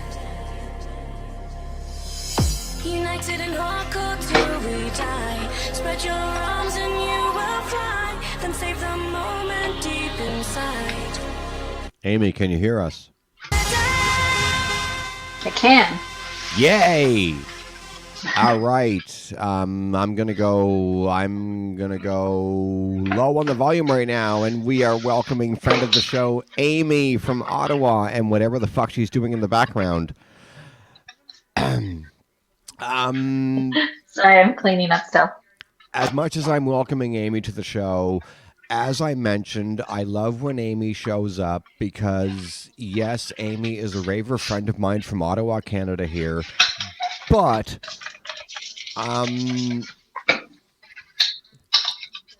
Amy? Yeah. Amy,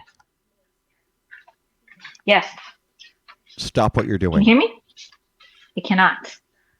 I'm not doing anything. I'm just standing here. Then what's the noise in the background? Couldn't tell you. What are you doing? I'm standing in my dining room, not doing anything. Because it sounds like a bunch of pots and pans having a carnival. Not Unless right now. you guys are picking No. up my ghosts. No, you're good right now. Okay, so here we Weird. go. Yeah, that was so weird. It sounded like a bunch of pots and pans. But anyway, Bizarre. what I wanted you to come on and explain is, yes, me and you have a party history in Ottawa, Canada here. But you have more of an understanding of the like renegade rave scene in Ottawa than I do. I'm more like surface and heaven and all that stuff. Can you maybe, given everything that you've been hearing me and Reorganize say, can you explain to England what the Ottawa rave scene looked like back when me and you lived there, and despite the fact that you still live there? It was hardcore. It was happy different. hardcore. It was every right. I mean, Yeah, it was a lot of like before dubstep kind of took over and drum and bass sort of took over. It was mostly like trance and happy hardcore and like Euro trance and techno, and just like a bunch of other genres. Like you would do an event, there'd be like 8 DJs, 3 rooms, and just like each room had its own kind of little vibe going on with each its own style. right. Yeah.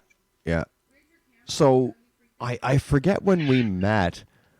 I mean, it was fucking years ago. What? It was what, the mid 2000s. What did the underground scene look like back then? Because I don't know. Right, like I was exposed to surface and everything, and There was no underground scene. Like I remember. Oh, my phone might die. Hang on. There was no underground scene per se. really, It was just like, yeah, it was like parties would happen in the bottom of churches or the Legion or other venues. Oh, there goes my Bluetooth's off. Oh, that crap. no, you're good. I hear Yeah, you like I better. remember like things like Hard as Fuck and Techno Church and the Valentine's Day raves. Oh, I forget their names. What was the name of the Valentine's Day raves? I remember Techno Church. Yeah, so they were like all just sort of, they were at that church that was out in Russell, right? Or was it in Gatineau? I can't remember anymore. But yeah, like there wasn't really an underground scene. There was just parties, just because Ottawa kind of lacks the venues for it, you know? For sure. Yeah. And we're echoing hardcore. Like we have a disgusting echo right now. Weird. Oh. Are you on your phone? Yep. Okay. What the Did you fuck? turn her from phone to speaker?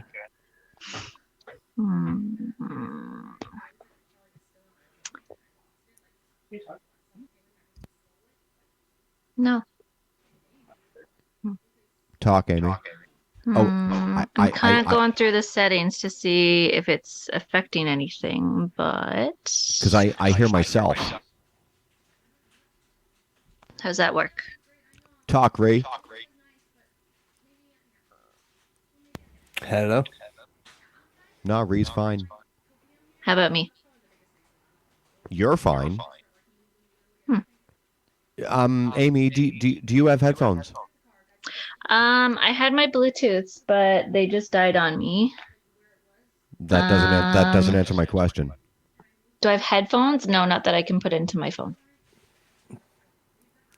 That's most probably what happened then. That's probably it.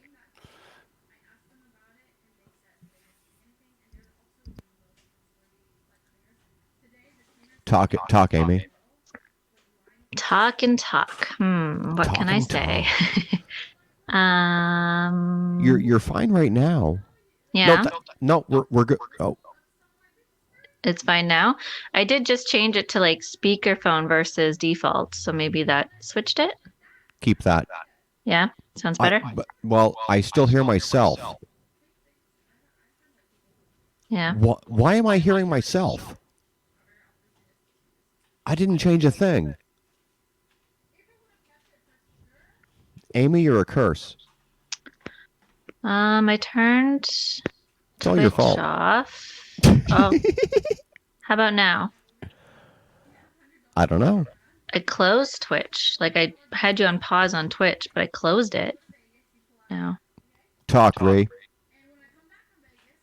Hello. I can. Oh, Ray, I'm getting an echo off you too. Yeah, I can still hear it through. Oh, you have it too, right? Yeah. Okay.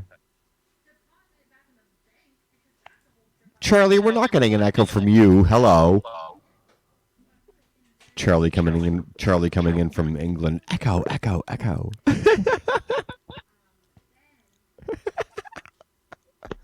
What the fuck? Is there anybody out there? Just not if you can hear me. Hello. Hello. Yeah, what Amy described just a minute ago, right? About the venues that like used to get played at, like Legion clubs and yes, basements of churches. That sounds pretty underground to me. Well, yeah, it's just like when I think of underground rave scene, you think of like the States or the UK where it's like inside raves, or like you have to go on like a scavenger hunt to find it, or like even like big DJs and big names. Like we didn't really have a lot of that. It was just all your local DJs and buddies you knew who were DJs that played. Yeah, but Techno Church would bring out a headliner, and like Hard as Fuck would bring out like Scott Brown, and like so we would have like a headliner once in a while, but I don't know. It was different. It was a different kind of rave scene. It was still fun and ravey, but it was different than what you'd think it would be. But your picture of what the UK rave scene was like is slightly warped as well, right? Yeah, you used to have those things, what you just described, like having to go on like fucking. Ray. Hello. Let's try refreshing one more time. Okay, I don't think there's anything you can do. It's just Amy's phone is picking up us from her speaker. Oh. She had her AirPods in, so it was fine, and then he just died. Okay.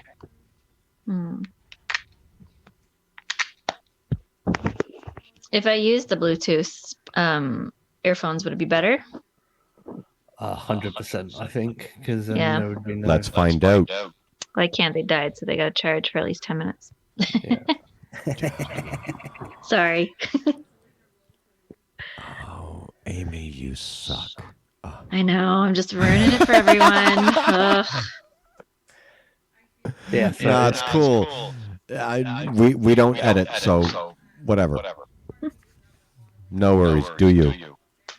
But yeah, like that view that the UK underground scene was like all about going down country lanes and finding the rave. That is how it all started out, right? Because no club would allow you to play that sort of music in a club. But after a while, it got to the point where like you were playing at places where like it would be like a snooker hall. You could tell it was a snooker hall because all the snooker tables were just up on their sides and up against the wall. See you soon, Richie. Thanks for hanging out. Next to them and stuff like that. So like the underground scene in the UK sort of went to those places as well. Like your church halls, like I went to a rave in a rugby club's like formal fucking function hall. And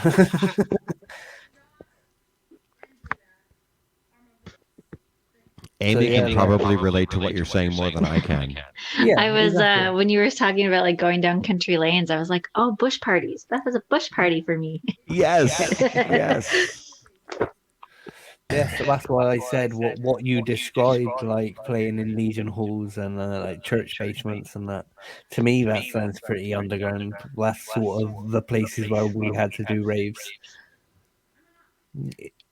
It got a lot better. Like now, if you want to put an event on in a club, most clubs will happily take you. Yeah. It's a weird dynamic, isn't it, Amy? They'll take you, but then it also costs you like $400 to go. As much as we talk about cultural divides, North America and Canada and the UK are more similar than we think we are. Even nowadays, right? I mean, I don't know what does like if I was in Ottawa right now,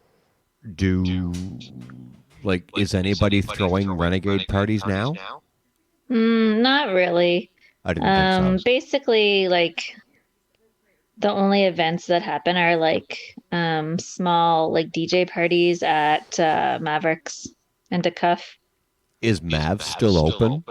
It's still open, but it's not. I feel like since like COVID happened, a lot of parties kind of fizzled out, and a lot of DJs don't really get like the promotion aspect of it anymore.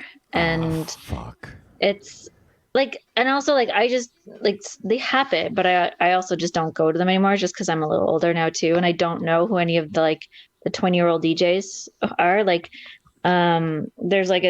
there's a couple still like promotion guys. Like I know Jason LeCombe does like Lone Wolf promotions, and like Joe Rowe works with like a couple guys, and then like City at Night will still have some events. But I don't know, like they just I know like City it's at the Night. same DJs every time, right? Like it's the same guys. Like it's like not that they're bad, it's just always the same dubstep DJ that's like, you know, been around for a while, and the same hard style DJ that's been around for a while. Yeah, like, you know, like that crew, like the same kind of guys that you hang out with at the Attic. Not saying that they're not like not throwing good parties. It's just okay, like nothing's really new. Yeah, right. Yeah, which is fine because Ottawa doesn't really do new all that well. Does that disappoint? Does that disappoint you? Not really, just because like I don't go out to them anymore. Like once in a while, like if like, you know, if it's like Ryan Harkness, aka Doc Savage, like if he's doing an event, I'll go. If Joe's doing an event, I'll go. Oh, Doc. Yeah. Cool. Terry Bevan will do like something, but he's not like really hardstyle, right? Like he's more like house and like techno-y a little bit. Oh, I love Terry. Yeah, so like Terry will do like a gig like once in a blue moon. So like if it's like some of those guys, like I'll go out. But if it's like, you know, the 22-year-olds or like the new guys, I'm just like, like I don't know. I'd rather sit on my couch and watch Netflix now. Can somebody find Terry Bevan on Twitch and throw him a shout out in the chat, please? He's I don't think he's around this weekend. He might have gone snowmobiling. Okay. Yeah. But yeah. Up in the north in Quebec where there's no cell service. I could be wrong though.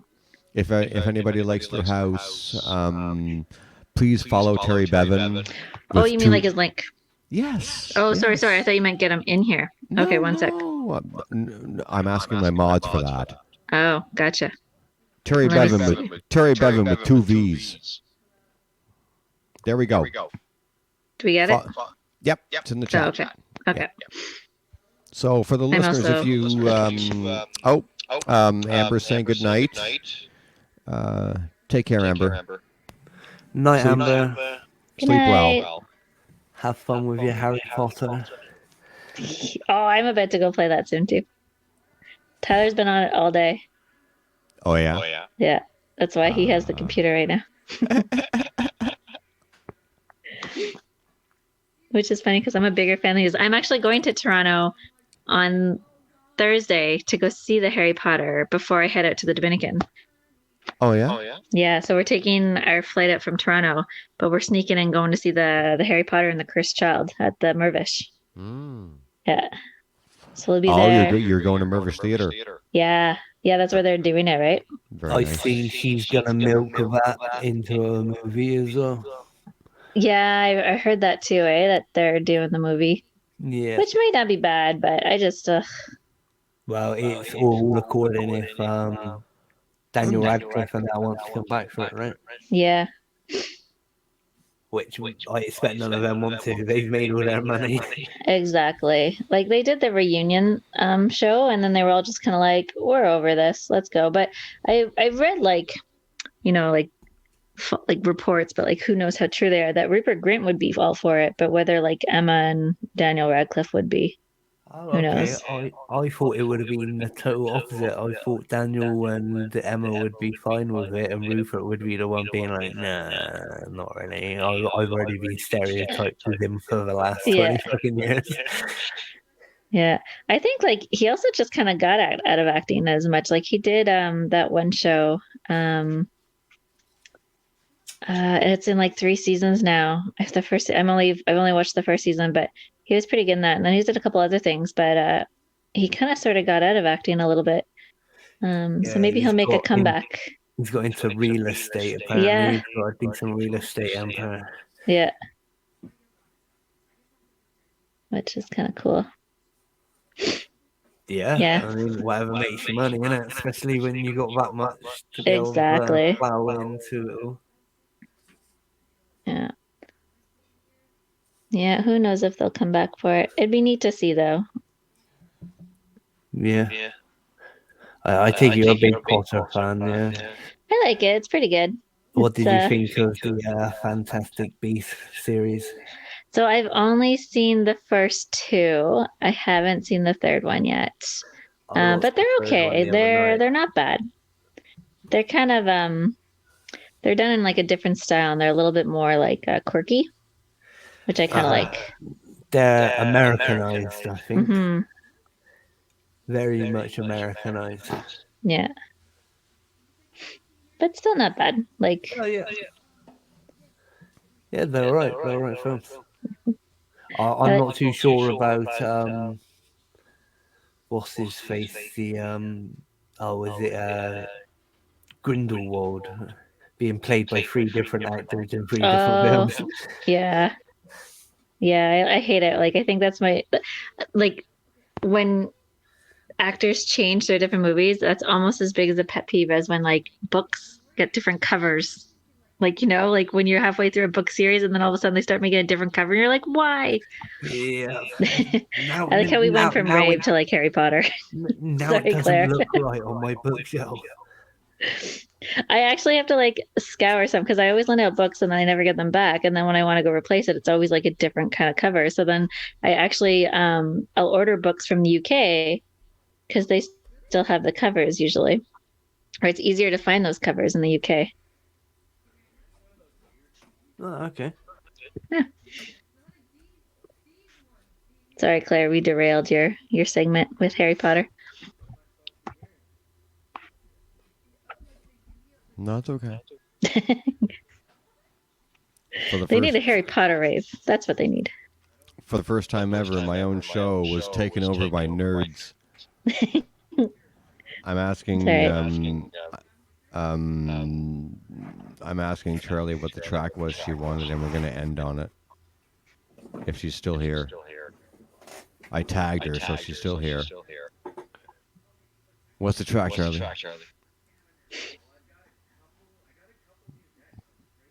What? No, fuck off. Check my messages.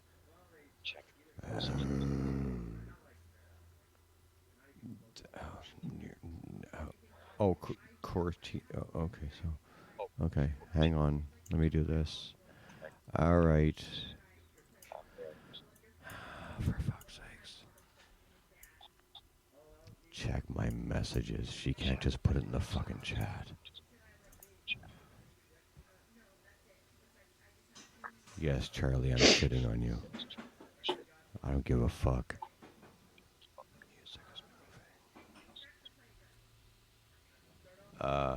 Music.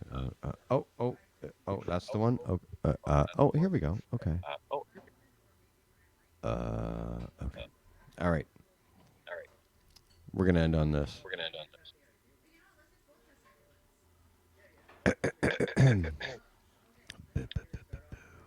I know nobody can hear it until I do this. Boop, boop, boop. I want to thank everybody who's joined me this evening. Even though tonight was impromptu, as were my last couple of shows. I'm back to work tomorrow night, and I'm off during the week for this week, and I work all weekend. But regardless, I don't know when I'll be back, so keep 6 on your notifications. I really appreciate everyone who has joined into the chat tonight. Thank you to Amber, and thank you to my producer and quasi co-host Reorganize. I know you never mind keeping me company, and Amy, of course, from Ottawa. You know I love you, Amy. And Charlie, always a pleasure. But yeah.